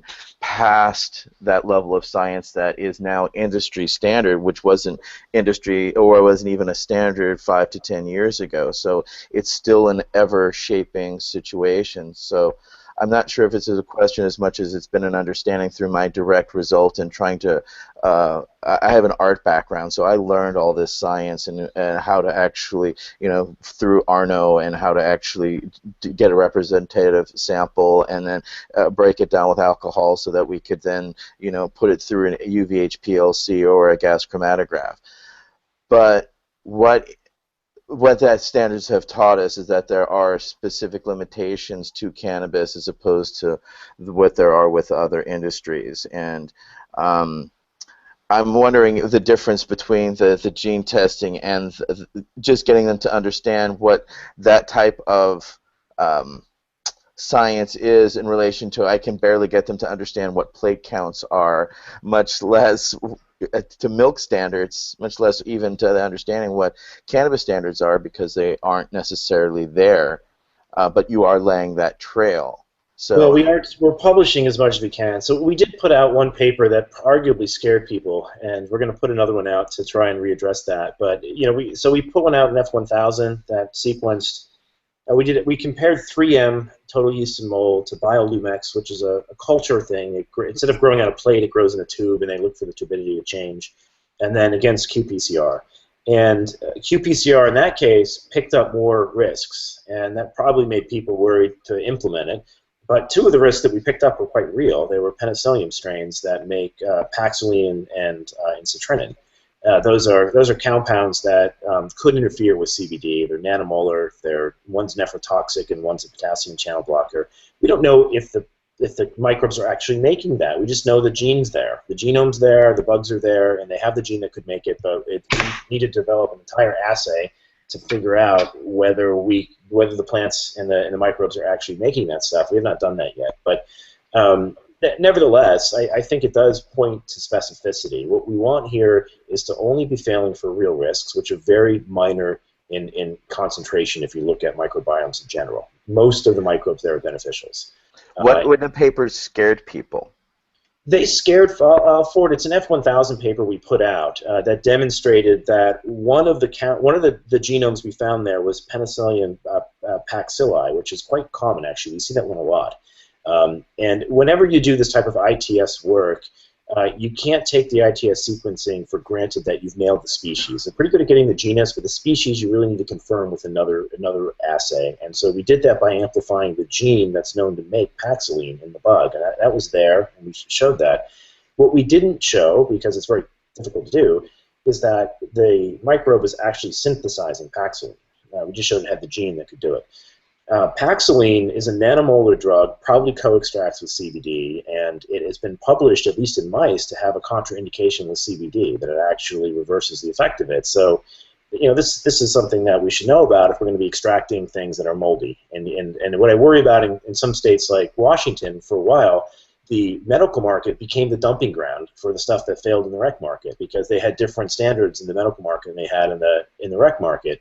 And so, you might get a yeast and mold fail and decide to go throw that into the extraction pile and shove it through the medical market, and, well, that extraction might actually co-extract some of these nasty things, and that should be approached with a lot of caution. But I think that Paxilene thing that we found is probably very rare, and we don't even know if it's making the compound yet. We need more work to sort that out. What we tend to find is more of the trend in the field is that we're failing too much material. Because bacteria is growing on these yeast and mold plates. And when we fail too much material, it induces people to use fungicides. And that you might turn into hydrogen cyanide after you light them up. And that's something that we want to try to reverse and show the world that, look, there's, you guys eat cheese. Kevin, in the city of Berkeley, our own city municipality water will fail a microbial test on a plate. So if anybody makes water hash in the city of Berkeley or Oakland or Hayward with that municipality's water, you're already failed. And that also shows where the science is failing and where we don't have an actual standard, and where we're using an older methodology, which is, I don't think, as applicable. Part of that is due to cost, and that's the one thing, is the DNA-based approaches are more expensive than the 100-year-old technology is probably. What does that cost? I think it's probably 3 times the price to do the DNA-based testing. It's faster and probably more accurate, but it's hard for the testing companies to jump onto it because it's not necessarily written in the regs. It's one thing that we have to overchange, and then 2. For some reason, folks don't want to pay for testing in the marketplace, and I think there's a little bit of a race to the bottom and price wars that goes on in the testing market that can lead to people don't even do things in triplicate, right? And this is why we're arguing that there is a consistency between labs. Well, it's because we're chasing the price. We're really price sensitive on testing, so people skip doing triplicates, and then we don't have good lab-to-lab reproducibility, and the whole testing market gets brought into question. Well, I think. Do you feel like I feel like testing went from being scientific fact to a drag race because everybody was trying to come back with higher numbers like it was a weekend literally drag race, and I thought this is stupid. I mean, coming back saying you got bud that's 33% THC just seemed to me to be so inconceivably incorrect. And that's not what's winning the talk cup. about that. Yeah, it's not what's winning the cups, and maybe we need more of that out there from SC Labs. That look, the high terpene expression, I think, or high cannabinoid expression usually comes at some decay in the monoterps. I believe they're competing for some of the same GPP precursors, but the Emerald Cup winners weren't the highest THC strains. They're the ones that had different terpene profiles. Well, then that shows the ensemble effect, because really it is the nuance of the combination that really attracts it to us. You know, so people listening, Canopedia, you're related. Your work is represented on Canopedia. You do a two-dimensional tree that shows all the different varieties. Yeah, we have tried some of the three-dimensional ones, but we're not. I like your way. I like your flat approach. There's a metric there. We can put them in 3Ds. The challenge we have with 3Ds is that a three-dimensional principal component analysis, by the time you get to the third PCA, each one's an order of magnitude less meaningful in terms of the statistical significance on a principal component analysis. When you get to the third dimension, you're really, I think you're projecting a statistical hallucination, and then you lose track of the metric system between the dots when you do that. But I don't know if that's what's going on with the Galaxy system, because the data's not there. But can I ask you this? You know, these are snapshots of a plant that was taken at end of life. And I always had this fascination, you know, 20 years ago I wanted my own testing lab so I could test a plant all the way through flowers. So when she starts making her flowers, you know, in her third or so week, all the way through, and then keep it alive for another, you know, all the way through to, you know, what would be almost rejuvenation, you know, to when it was finally like, screw this, I'm quitting. And see, I always thought that the chemistry in the plant would change. It would be like a carbolic acid profile that we could see that would slope up and fall off in some way. And, you know, is any testing like that done right now? There's a great paper on the evolution of cannabinoids and terpenes throughout the growth cycle that was put out. I got to put it on the link because it shows you those ratios week to week in the growth cycle. And they do ebb and flow a little bit, which is really fascinating to see. Well, they must build up, because I've always felt that the peak THC was incorrect, because, you know, the old rule of thumb was we were using this, you know, when half of the pistils were red, it was at peak THC and we'd harvest, and, you know, Sam can speak to that more, but I always thought it was incorrect. And now that we're getting into the buildup of terpenes and the buildup of cannabinoids, I think that letting the varieties go a little longer, if, you know, all things are healthy and good, and then you're only going to have more terpenes and more cannabinoids until they stop and fall off, and until they give up on you. Yeah, here's a link we'll throw in the chat. These guys did a really good paper, Evolution of Cannabinoid and Terpene Content During the Growth of Cannabis Sativa Plants from Different Chemotypes. And, let me see if I can find the NCBI link, because that's going to be hard to search for. Can you copy these and post them into the Facebook? I found it already. Todd? Yeah, we want to put these up in the on the Hash Church Facebook page so that people can see these. Yeah, I can. It is really cool. Your work is so fascinating. This isn't my work, by the way. Just throwing that out there. No, this isn't. But the map I was looking at is. Yeah. So the thing that is a little frustrating with some of these maps is if you take 10 more strains and throw them in there, it will self-organize a little bit differently. The strains will all still be neighbors, but it may not be, what's noon might not be noon anymore. It might rotate a little bit.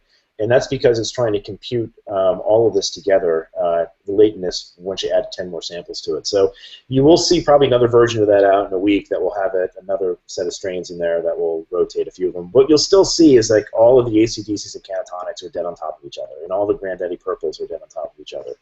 And there should be a metric number in there that's really small, but it's in the graph in terms of the genetic distance. And that's an interesting number we're starting to watch, which is how distant are you to the next 10 strains? And likewise, what's the heterozygosity between in your strain? And that's an important number, I think, for folks who are breeding to understand. Heterozygosity is how different the mother and the female are, and the mother and the father are. Okay, and so if your heterozygosity is low, you're arguably back-crossed or inbred. And if it's very high, you probably have two distant origins, like maybe an Afghan versus maybe some equatorial strain from somewhere else that's been crossed. And so in all of these reports, we give people the heterozygosity number so they can kind of track that as they go, and then also the genetic distance to 10 closest strains. And that just helps them know where where they might lie in that map. And what we're hoping to do is, what can we find that is orthogonal, right? Like, all right, here's your strain. Can you breed it with something way over there, and what does that do? Here might be suggested things to breed to end up somewhere new on the map. Those are the strains that dominated the 90s contests, in all honesty. NL5 by Hayes is exactly what you just described, two very different varieties, and a lot of times growers would buy these seeds and go home and select the faster varieties, and it would be so far off from the intention of the breeder, because the breeder was just trying to cut some time off of a very long plant. And when you selected something that was even shorter, you just got a long version of the parent he kind of was moving away from, which was the shorter flowering, more narcotic vibe. When I got to Holland, I had a realization that there was this high energy, wake you up cannabis that I didn't experience for a long time. I'd been a grower since 1984, and I'd had very strong, one-hit wonder pot, and when I got to Holland and realized, well, there was another side of this, it was more like morning coffee, and I really did enjoy it, and my preference turned towards these equatorial varieties that I felt were much more energetic. And do you think those had different terpene profiles? Were they collecting them back then, or is that? They definitely did in this sense, because I could at the time the coffee shops were dominated by skunks and heavy yielding, fast flowering varieties, and when you go in, it was this sweet smell of they all called it skunk, but you got to realize no one in Holland knows what a real skunk smells like, because there are no skunks in Holland. It's a North American animal. They don't even have a Dutch word for a skunk. So I had to joke with my Dutch friends who used to be, it's so authentic Dutch, and I'd like, come on, the only skunk you've seen is Pepe Le Pew. You gotta get on that, Sam. You gotta go bring him a real skunk. Right, he did. Sam brought his interpretation, but you could walk into these coffee shops with like one of these NL5 by Hayes or Cali Mists and light it up, and it would cut right through the scent of everything that had been being smoked there for a month. And people would turn around and look, what are you smoking? Because it was that different. Yeah.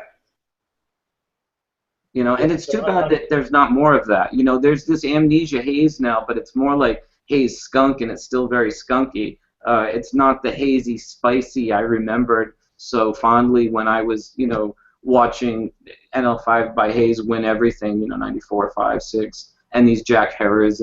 But this was the work of Neville and Sensi Seeds at the time. I mean, they were the one that was mixing this male with a lot of good females and making these really great plants that had this really spicy, high-energy vibe that are still carried on today.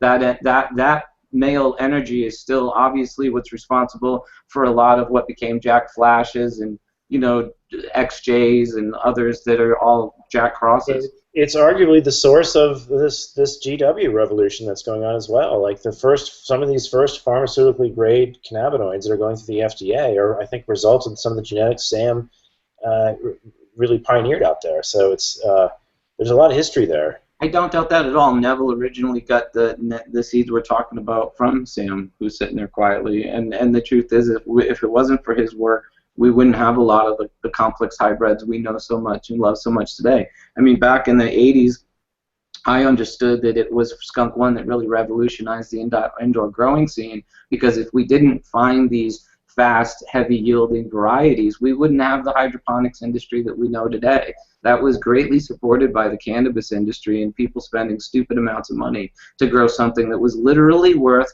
ounce for ounce, more than gold for decades. Yeah, and so Sam, if you're still there, what's the connection? I'm there. Between the skunk that you developed, and the folklore of Chemdog coming out of the Grateful Dead concert? What was that, 71 or something? I don't know the history of Chemdog, but Skunk #1 was developed 75, 76. It was released, I think, 76, maybe 77, and I'm not sure what the question is. Whether or not those are shared genetics, or if they're close relatives or anything. I'm trying to pull them up right now. No, I have no idea. You could probably tell me better, because I had nothing to do with Chemdog. Well, you know, it's interesting. I've grown Chem 91, and I've grown OG. I've had them both. I have OG. It's something I've had forever. But you know, it's so unlike Skunk 1, and it's such a misnomer because I know we call it Kush, but it's not like the Hindu Kushes that I grew when I was in Amsterdam back in the mid 90s. It was definitely just a complex hybrid that was something else. And the reason it kind of comes up that way is because I always felt that the skunk I smelled here in North America smelled like actual skunks. Like when your dog would come home and smell like skunk, there was a reminiscent scent of that to the growing of cannabis and the smell of cannabis. That roadkill skunk was something I experienced here in North America, and I never experienced over in Holland. And it was just the sweet smell of, you know, perfumey, sweet cannabis. It was very different to me, in all honesty, from what I, you know, and it didn't smell like skunk. The reason for that, Todd, is really simple. When I created skunk number 1, it was skunky as hell at first. But what I did over a 10-year period, when I reproduced it every year from seed, I selected slightly closer towards this sweeter version. Then I brought it over to Holland, and I did a huge selection from grown from seeds, 20,000 plants, and I selected really the sweetest but yet best high I considered, and the strongest that was sweet, and that's what I used to produce seeds from then on. So from that point on, they were all sweet. That makes sense to me completely. You know, and a lot of people there that I met obviously had only seen skunks in zoos or on cartoons and didn't really know what a skunk smelled like, a lot of my Dutch friends. And the plants really looked exactly the same, but they were, I really preferred the sweeter version. The other one, I didn't like the high, even though they were maybe a tiny, tiny bit stronger. They were, you know, more narcotic and lodo, and it's really not what I like. A good skunk number 1 that's sweet can be incredibly soaring and up and clear and pretty nice. I only see a lemon skunk on here on our tree, so I'll go dig through our database and see if there's one we can plot. But yeah, it does come out in a different area than the chem dogs tend to fall off in the new, you know, the sour diesel and the NYC diesel, which actually supports some of that folklore. Well, I sent both Dr. Osole and George Webling. I sent them my skunk number 1 sweet seeds. Well, see, you know, I think they're very now. Even the roadkill skunk we're talking about, to me, is that reminiscent to what became known as OG Kush, or the Kush, or you know, Bubba Kush. Those seeds had a uniqueness to them that up until the mid 90s I hadn't experienced. And you know, when we were in Amsterdam, Hindu Kush was not that exciting of a plant, and Hindu Kush wasn't really widely grown in Amsterdam. When I worked at Positronics, we held all these mothers and we sold 20 to 30 different clones on rotation every day, way back in '95 and '6. And Hindu Kush was not that popular because it was really leafy and it just wasn't that great in comparison to some of the other. There was also more than one Hindu Kush. Right, but in LA, these seeds that, you know, Josh and Matt had, the plant they had, that Kush, what they called Kush, absolutely different planet. You know what I mean? And they are Chem 91 and OG Kush are super, super close to me. And when you grow them side by side, one just has fuller buds, but they smell so similar. They taste so similar. Yeah, so that makes sense. Those are actually falling pretty close to each other on this map. Yeah, a lot of OGs are up there. With, or if you look up and around on that tree that's on the web there, this is in Canopedia, you'll see ChemDog is pointing off at about 1 o'clock if noon is straight up. And you can see it's kind of surrounded by a bunch of OGs and NY Now diesel. I see it now. Yeah, New York City diesel have grown too. Girl Scout Cookies is a pheno of OG across. Makes perfect sense. A lot of these are so similar. I would love to see you doing some of the hazes. Northern Lights is over there around 2 o'clock. So can I ask you, what's the relation here? So if OG's at like 1 o'clock and you have Northern Lights or AK-47 at 3 o'clock, how far off are they differently? So that is, your eye will want to look at radial distance, which is actually a bit of a mirage. What you want to look at is the length of the line at the nearest intersection point. If you were to measure both of those, that will give you the actual genetic distance. So take a look at Jesus and Face Off OG. Those two lines converge fairly far out from the center, which means they're much closer than, let's say, something like, if you look at USO 31 here, which is a hemp line with Diana 2, there's a lot more line that you can draw into the center and out, and that means they're further apart. So it's tempting to get confused by radial distances. No, what's funny is green crack is almost polar opposite of OG if you go in that way, and they are very different growing them. I love green crack. It's so sweet, it's so unique in itself, and it's so unlike OG Kush by far. So that's... Where are you seeing, where's the green? Is that down at 6 o'clock? 6 o'clock, okay, yeah. Yeah, and then you're over here, OG's at like 1. And you'll see some of the hemp lines really push the lines outward because they're more distant. But they're also more, I think, interbred with one another. If you look at how closely they converge much further out from the center, all of those lines. Right. And that's an interesting point. We're always wondering, is that because they are regulated in a way with trademarks and copyrights and all, or whatever, Plant Variety Protection Acts, that's an interesting thing that's going on in the hemp industry that arguably isn't going on in the drug type strains. Well, how much will hemp change when we start growing plants that are geographically suited for the area we're growing them instead of chemically suitable for the politics around them? Yeah, totally. And this is a problem Ben Dronkers has had up in Northern Holland, where they wanted him to grow seeds that were basically from South France, or he wouldn't, be EU fucking subsidizable. And it caused huge problems for him, and it was unworkable, but you couldn't explain this to these idiots, in the political offices, that you're asking me to grow something that won't finish up here. So it was really quite difficult. Wow, yeah. The politics of stupidity. I think there was even some selection against the Italian lines for this whole 0.3 THC history, right? Because the French could pull it off and the Italians couldn't because they're closer, the equatorial distance was different. So the Italians got kind of pushed out of the hemp market because they changed the 0.3 to 0.2% THC, if I remember correctly. I'm hearing this from Ben, or maybe it was Sam, but that made it harder for the Italians to get their stuff below the threshold, and so they had a harder time capturing hemp market as a result of that one reg. And that might be the same genetics, just two different places in soil and sun, Right. Because geographically it matters a lot. And it's really fun looking at your map though and seeing how these fall and seeing the breakdown of it. Is this now? How long has this map been out? And are you going to be coming out with another one with more varieties? Yeah, so we've had these out. We've been releasing them almost maybe every other month up on the internet or on the site. So this one's an April map. We'll soon have the May one out.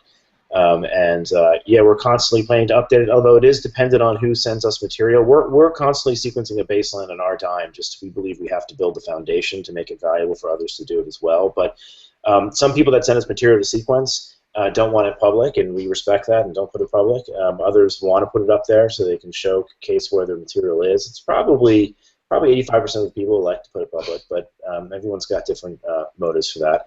And as we can put them public, we will. Each one of them in this tree, what's going to become more apparent in the future is a set of base samples. These are going to be heavily characterized samples that we call our base tree. They will have been cannabinoid profiled, terpene profiled. We're going to have whole genome shotgun sequence on them, and we may even have done some single molecule sequencing on just CBD and THC synthase. So we have that profile on them. Longer term, we're aiming to also have the microbiome sequenced on them, although that's a little bit further off only in that by the time we're getting the DNA, it may not matter what that microbiome is. The stuff's been cured and dried. It may have nothing to do with with what growers can use. It's just something that's we're curious about, whether CBD-rich plants produce different microbiomes than THC plants. and it may help people understand like what beneficials they can use. So we're laying that all in on a set of 40 samples that are considered the base tree. So that those are highly characterized, and they've been through every single assay we can think of, and strains all get compared to those. And then the other ones are going to be a time circuit of the most recent, like 200 we've done, and the reason we're kind of holding it at the recent 200 because this map gets really messy when you throw 1,000 on it, if you can imagine. I could see that being a problem, really. Expressing the data must be a challenge on every level. It is, and that's why there's some appeal to these three-dimensional tools as well, because you can kind of fit more stuff in those, even if you don't believe the third dimension of the data. It still helps them. It's really fun to dig around in the galaxy stuff that they've done. So we're thinking about other ways of mapping it so you can squeeze more in a given area and not have it be just be a hairball. But those base ones are there. You know, a flexible family tree would be cool. Constant control. A flexible family tree would be cool. You know, trying to express it with, you know, branching out in the different ways. You know, one question I want to ask you is, where is ruderalis? Is it a real strain? What have you learned about this mysterious plant? We've sequenced 2 of those, and they came from Sensi Seeds and Michael Scott out of Seattle. And so all we can trace them back to the fact is that they are ruderalis seeds sold by Sensi, probably for auto-flowering techniques. But I think when I find them on the map here, where are they? I thought they had some close lines. It's not. There is. I think they're on here. If maybe it's on the next one that's coming out. But there's only 2 of them. There we go. There is one over there at 9 o'clock. There's 2 ruderalis ones next to us. Anything on here that has EC in it was in the Emerald Cup. Anything that's it's green. Funny though that so canatonic, which is CBD, is up there hanging out with ruderalis, or no? They are. I mean, that distance is, they're closer to canatonic than they might be to say some other Northern Lights that we have over here that has some CBD in it. This is This is the Northern Lights that's in Massachusetts right now, and it's unfortunate it's called Northern Lights, but it's a 50-50 CBD to THC strain. That is unfortunate then. I think what people are doing is they're taking some of the more cherished strains on this map and crossing them into hemp to bring out higher level expressions, perhaps. And that, you can see that with Otto down here. Otto was arguably crossed with Mengma and Mish Nepal, and you can see some harlequins down here at like 6:30 or 5:30, and all of this whole CBD ACDC line over here. We certainly want to see that happen, which is CBD bred out into all the other terpene profiles that can exist. But what the genetics we've served today, the CBD rich strains are the most overlapping of each other. There's not as much diversity there yet. And have you found phenola genes in any of the auto varieties? That's a good question. I'll have to get the phenola, the genetic distance numbers for that, because phenola is on here. Where did she go? Where is it? No, we got Felina and Fedora. There's whole genome sequence data on phenola. Maybe we just have to thread that in here, because we do have that genome downloaded from John Page. But so, do you think phenola is part of that lineage? Well, that's what people are telling me. That the original auto variety was ruderalis from Hungary that Neville had collected and distributed through Cannabis Castle hybrids. Oh, okay. So I have to be clear. This auto, I think, is from Ben Holmes and Centennial. From who? Ben Holmes and Centennial Seeds, I believe. Okay,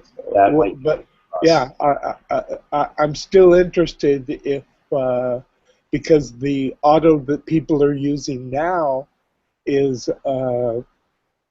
more determinate. In other words, the original ruderalis that was collected by Neville, it would start flowering under long photoperiod, but it would never end flowering. It just kept flowering and flowering and flowering forever. Whereas the auto varieties that are being made now, they are determinate and they do finish flowering, and they're more useful because that allows them to get more frosted out at the end, which people want. And what happens if you let those things flower that long? Do the flower characteristics change? Do the terps?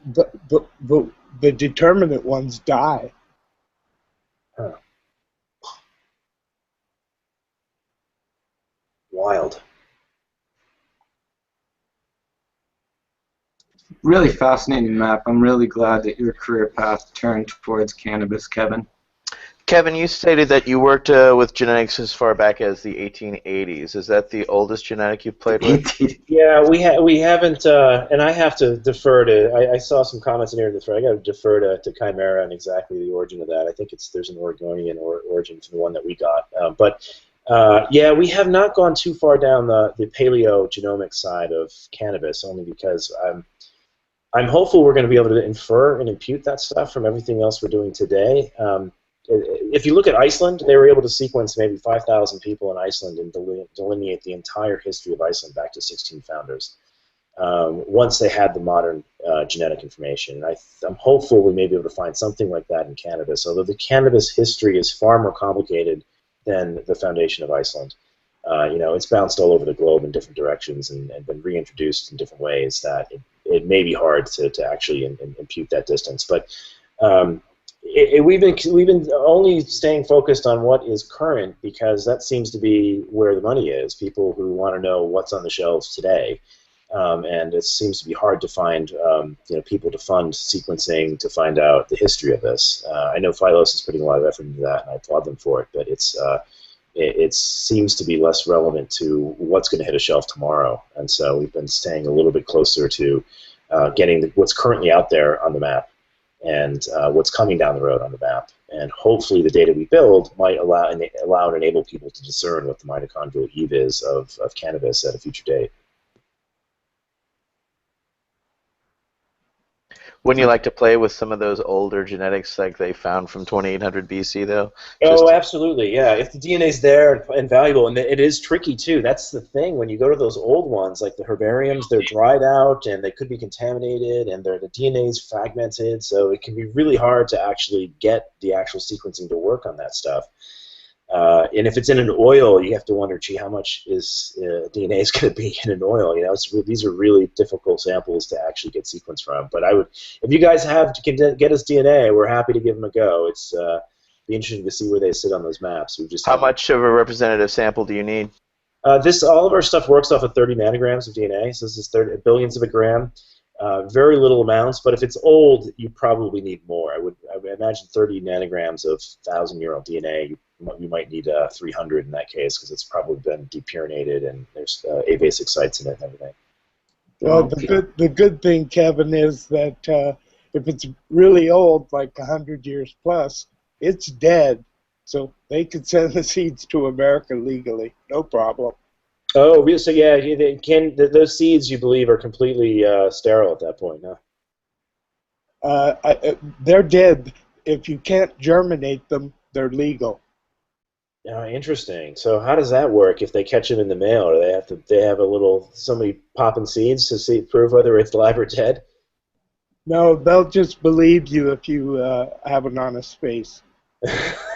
Like the one you're presenting right now? Well, that's why they this way. I don't have problems with doing those kinds of things. Okay. A few probably have been opened, but I post a copy of the law. Oh, excellent. All right. It's amazing that we have to worry so much sending seeds. Well, these are dead seeds, so that's really ridiculous. Then it's even more absurd. Okay, so could you talk us a little? Screen share this thing, and I think I can pull it off. Let me see if that works. Can you talk a little bit about StrainSeek and how you developed the idea of ID and certification service? Yeah, sure. So I understand some people are offended that it's called StrainSeek, and it should be CultivarSeek, I suppose. But that's a debate. If we're going to have that debate, we should have it on Hashish Church, not Hash Church. Is my argument, but that was very good, actually. StrainSeek it is. We'll have it on Resin Pulpit. Yeah, right. Yes, we call this strain because we're lazy, and the Google Trends claims it's winning over cultivar, but that hardly means it's technically correct. So this is a technique right now that basically takes the genome, digests it with a restriction enzyme. This is not something we invented. This is something that arguably dates back to the Whitehead Institute with David Altshuler. But when you use a restriction digest to digest up the genome, it cuts on a certain sequence signature, let's say a 5 base pair sequence that will digest the DNA. It does it reproducibly from every strain. You then size select that DNA through something known as electrophoresis and take a discrete cut of, let's say, like 200 to 300 bases of DNA. And when you do that strain to strain, you're getting a collection of the same fragments of the genome in every strain. So it's kind of analogous to ripping the front page of every chapter out of a book and only sequencing those, so that you can look at the same region of the genome across all of them. The reason we do this is it's too expensive to sequence an entire genome for every strain seq. It would be over $1,000 a piece, and people aren't going to pay that plus a markup. And so what you have to do is take a reduced representation of the genome, but a consistent one that's going to give you the same sequence fragments in every single strain you're going to sequence. And that's what the strain-seq stuff does. Is it runs it through this process known as RAD-seq. Which is a restriction-associated digest sequencing protocol. Once we have about that sequencing done, we sequence probably 2 to 3 million bases in every strain. We then call variants, and we tend to find 15 to 30,000 variants in every strain. That gives us what's known as a VCF file, a variant file, if you will, a variant call format file. And that's just a list of every single change you have next to the reference genome. And we are using CanSat3, the one from Toronto, because it's in a peer-reviewed publication. The one that we did with ChemDog was just kind of thrown up in the web, and less people trust that for that reason. But as a result, we've got a file now. What we're doing to register these is we run that file through a program that is a hash digest, perfect for hash search, right? And it's a SHA-256 digest that gives you a fingerprint of the file, and we submit that into a Bitcoin transaction. So it's on this public ledger that's circulating everywhere in the world, and it can never be taken down. There's a $5 billion bounty out there if you can hack Bitcoin. Go for it. Good luck. But that ledger is going and never going to stop. And it's a great place to do proof of existence. So you can show that your strain existed at a certain time without having to give them the sequence information. It's a way of demonstrating proof of existence without showing your hand. And some people appreciate that. So they want to get it certified and know that it's there, and they can prove that the genetics existed at a certain timestamp that's with that transaction in the blockchain. So that whole process runs, and we populate each site, or each person who does a submission. If they want them public, we'll make a website for them that has their strain, it has their genotype, it has the blockchain transaction, and it has a link to the phylogenetic tree if they choose to be on that. And others sometimes don't, choose to just keep it private and build their own database. I appreciate you explaining that. I've always been interested in the different varieties and stuff. Hey, Mark, you're sitting there with Remo? I'm sitting here with a lot more than just Remo, but yeah, Remo is definitely in the house. What's up, everyone? Hash Church. What's up, Hey, Remo. Hi, everybody. We got Claude in the house. We got Tony. Who's that guy in the background there? Bong Rip! Oh, it's D420K. Mitch is in the house. I'm the only one bong ripping. Come on, people. Come on, join me here. We're going to be doing a bong rip. So, yeah, we bumped into Remo. We wanted to invite him down. Hey, amazing conversation. Tony told me that you guys got pretty deep into things. I wished I could have heard the microbial conversation, but I will be watching it because we recorded it. Definitely really a pleasure to have you come on, Kevin, and then help walk us and guide us through these pretty seriously articulate levels of conversation in a lot of information that not a lot of us understand, so I do thank you for that. But just figured we'd have maybe a 10-15 minute little talk with Remo and see what he's been up to lately. Hey. How's the show treating you, dude? Oh, it's crazy. I'm having a great time. I'm really surprised that the public's come out in force, even in light of these raids here, which was a total buzzkill. It was a total buzzkill. That didn't prevent people from coming. That didn't deter them at all. They showed up in force, and actually there were so many people here yesterday. It blew my mind. Yesterday was so busy. Was popping over there. It was amazing. Our booths are almost next to one another, so we're neighbors. We're very close. The Blue River Bubbleman brand and the Remo Nutrients. So. All right, what are you guys puffing on then? You guys must have some grand shit there. These guys gave okay, first of all, the level of kindness that's going on here and how much hash people are getting given is really kind of out of control. Like, I think I've been given 20 or 30 grams of really nice full melt and rosin. I got this so far. Yeah, look at what Like a Remo's gotten big given to bag him of so far. everything. He's probably got like a, I don't even know what he's got in there, but this is Remo's as well. This is Tangy full melt 90 micron bubble that stinks so loud. Show them this too. Oh yeah, this is a bunch Came up more. this far. What's that? 10 grams of rosin and another 3 or 4 grams. So it's very nice to see people are very much proud of their work, and they want to show the people that have inspired them, like Remo and myself and Tony and a lot of other people that are here, and they're really kind of sharing quite a bit. It's Hey, Remo, it's got to feel good to taste the fruits of your labor, huh? Always does. Always Everybody's does. showing the love. It's amazing. That was an incredible show. But it started off with a weird buzz with that whole busting of the dispensaries thing. That was totally unnecessary. But Yeah. One thing I felt that was unnecessary. We were about to have legalization, but most of the people they busted at these dispensaries are patients, because most of these patients, they can't get jobs at a regular job. You know what I mean? But when you work at a dispensary, it's okay for you to consume cannabis and work there. So a lot of those people, a few of them were dispensary owners, but a lot of them were just regular, $15 an hour people just trying to make a living, and that are sick. So this is an attack on sick people. So are you feeling from what we're seeing is that there seems to be a resolve from people that they're not going to just take this, we're going to fight this? Well, what I hope to see is that all the dispensaries group together. I went to Save the Dispensary demonstration in front of the police station the other day, and it was actually good to see. But I wish there was more people there. But what I think is going to happen is a lot of these dispensary owners are going to band together, and they're probably going to do a class action lawsuit, and maybe they'll change the laws, kind of like how the coalition did. right. And I wish them the best. I'll support them if I can. I'll donate. What it's going to take. Yeah, absolutely. Jodie was in earlier talking about the whole situation, and it definitely was a weird vibe to start off on. But it seems to have sort of flown nicely. Like It's dissipated. It's gone. People just didn't even blink an eye. They just showed up in drones. Yesterday was so busy. Wow. Like, you couldn't even walk down the aisles. It was incredible. I couldn't leave my booth. How many people do you think are there?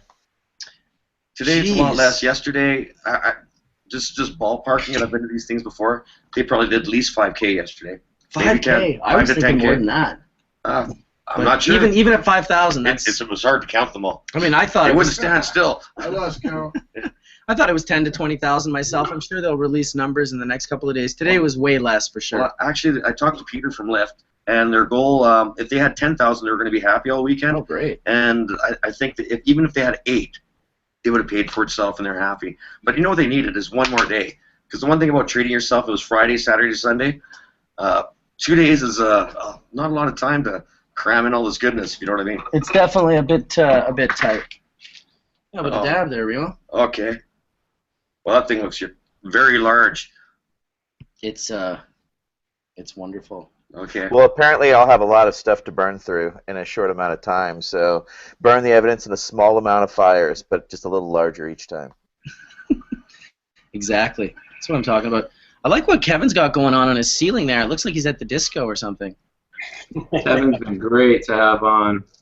Dude, He's that's been crushing us with knowledge, man. He's been just... I meant to have that on earlier. I just realized I omitted the backdrop there. Dude, it's definitely choice. Oh, can you carve this? Do you guys have colostomy bags for this show? This is 4 hours of how do you pull this off? Depends, so you don't have to stop for shit. Yeah, That's it. I usually shit myself at least twice during hash church. That's what we need. We need a hemp fiber based depends. You didn't get the hash church diaper? What? Oh my god.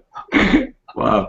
We always have to go there, hey? I thought you were the last person to make hash church, but Ash Church pops up every once in a while. it does. It does.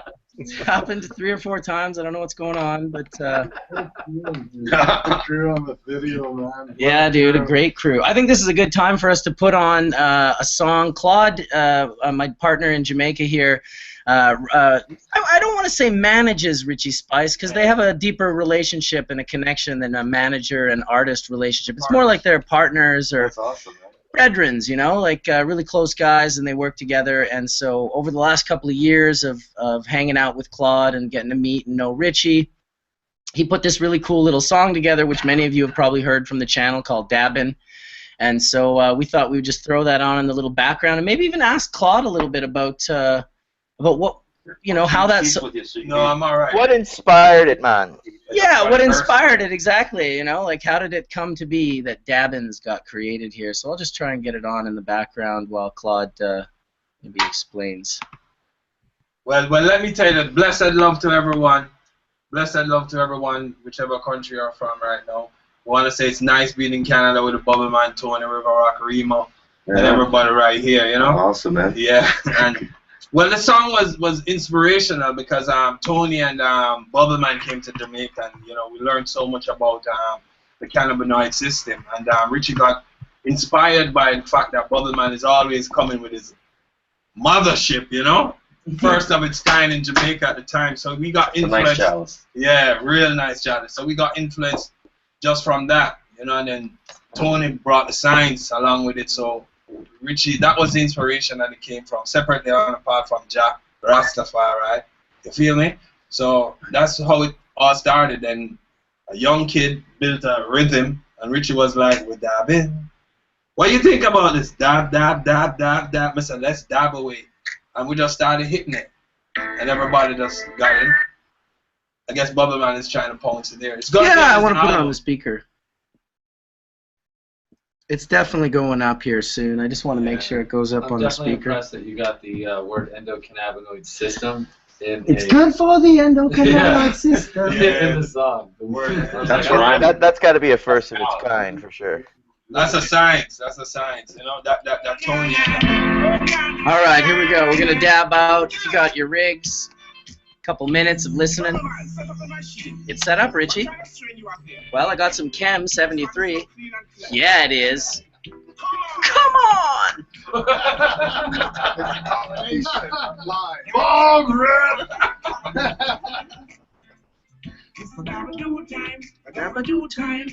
I just bumped into Mila, speaking of the Dabadoo. I see her on the escalator. Yeah. It's cool being at these events. Seems like a little family reunion of the Canna family.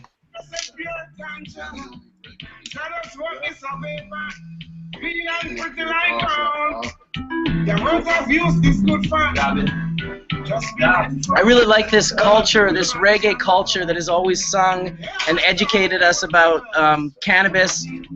It's one of the most amazing forms of activism, in my opinion, touching people through music, talented musicians putting their, you know, like the pipe blowers blowing pipes for us to enjoy incredible glass.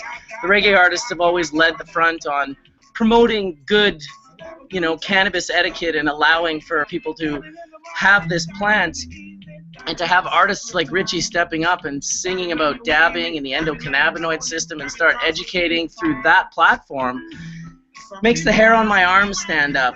What is dabbing? He'll tell you. We're standing up. Yeah, it's good. Dabbing, look, standing up. We're dabbing. Hey, there was actually a set of there's a reggae band that played a role in our story with Chem Dog that we ought to throw some a shout out to, which is Slightly Stupid. Sorry, I was just gonna mute it while he was talking there. We're loud. We're being loud. What was that, Kevin? There's actually a reggae band that played a little role in getting Chem Dog sequenced. So they're called Slightly Stupid. They provided us rights to 2 of their songs for an iPad app that we used to help fund the sequencing. You know what? Shout out to Slightly Stupid, because I had an amazing experience with those guys one time backstage at a Snoop Dogg concert, which I don't normally go to these sort of backstage areas, but this band I was told about them. It was through the Seedless guy, the Seedless brand. He was touring with Slightly Stupid, and so he was like, "Yeah, you got to come and check it out." So I was backstage at one point. And this dude comes up to me and he's like, "Are you Bubbleman?" This was quite a while ago, way before most people knew who Bubbleman was at all. There was no YouTube videos or anything. It was just Overgrow posts and stuff. But yeah, one of the members of the band is like on International Cannagraphic and is like a huge, like deeply into the cannabis culture. So he asked me at one point if he could take his picture with me backstage, and even after we left, my wife was like, "Man, that was weird. Like, usually people ask the band to take a picture with them. The band came and asked you to take a picture with them. Right. Oh, there's an honor right there. Well, I brought a big pipe. That's really why I wanted the picture. I brought a beautiful pipe backstage with me, and I had pulled it out, and I was smoking out of it, and that is exactly what attracted his attention. Was it Kyle by chance, or? What's that? Was it Kyle? You know, I can't remember. I believe he was a trumpet player. Oh, okay. All right. That is probably C-Money. There you go. That sounds familiar, actually. C-Money? Yep. Yeah, okay. Right on. Yeah, good. Good to shout those guys out. If you don't know them, go check them out. They've got a really nice style of tunes. And big shout out to Richie Spice for that track, Dabbins. Give thanks, Claude. That's just our small way of trying to educate the Jamaican family about dabbing. Thank you. Thanks for having us, Bubbleman. It's important, absolutely. Much love, Claude. Much love. Yeah. Well, what a great church. We did, 3 hours and 40 minutes. Wow, that's marathon. That was a good one. Right in the middle of the Lift conference. I won't miss church. This is like some crazy thing. I'll be like on my deathbed, and it'll be like, I gotta do Hash Church 7,423. It's Todd's gonna be there right beside me. If they don't bring their headphones, I swear to God, I'm gonna flip my shit. He'll be even more outspoken when we're in our elderly years. Right now, Todd and I are just the new old, as Rob and Sam have told us. We're just the new old. They're the old, soon to be the old old. I don't know if I like that new old thing. We're the new old, dude. All right, well, here's to being the new old. Respect it. The new old. They seemed really old when we met them. I want to thank Kevin once again for coming out. We'd love to have you again. It was a wonderful conversation, and we appreciate your knowledge. Chimera for helping set that up.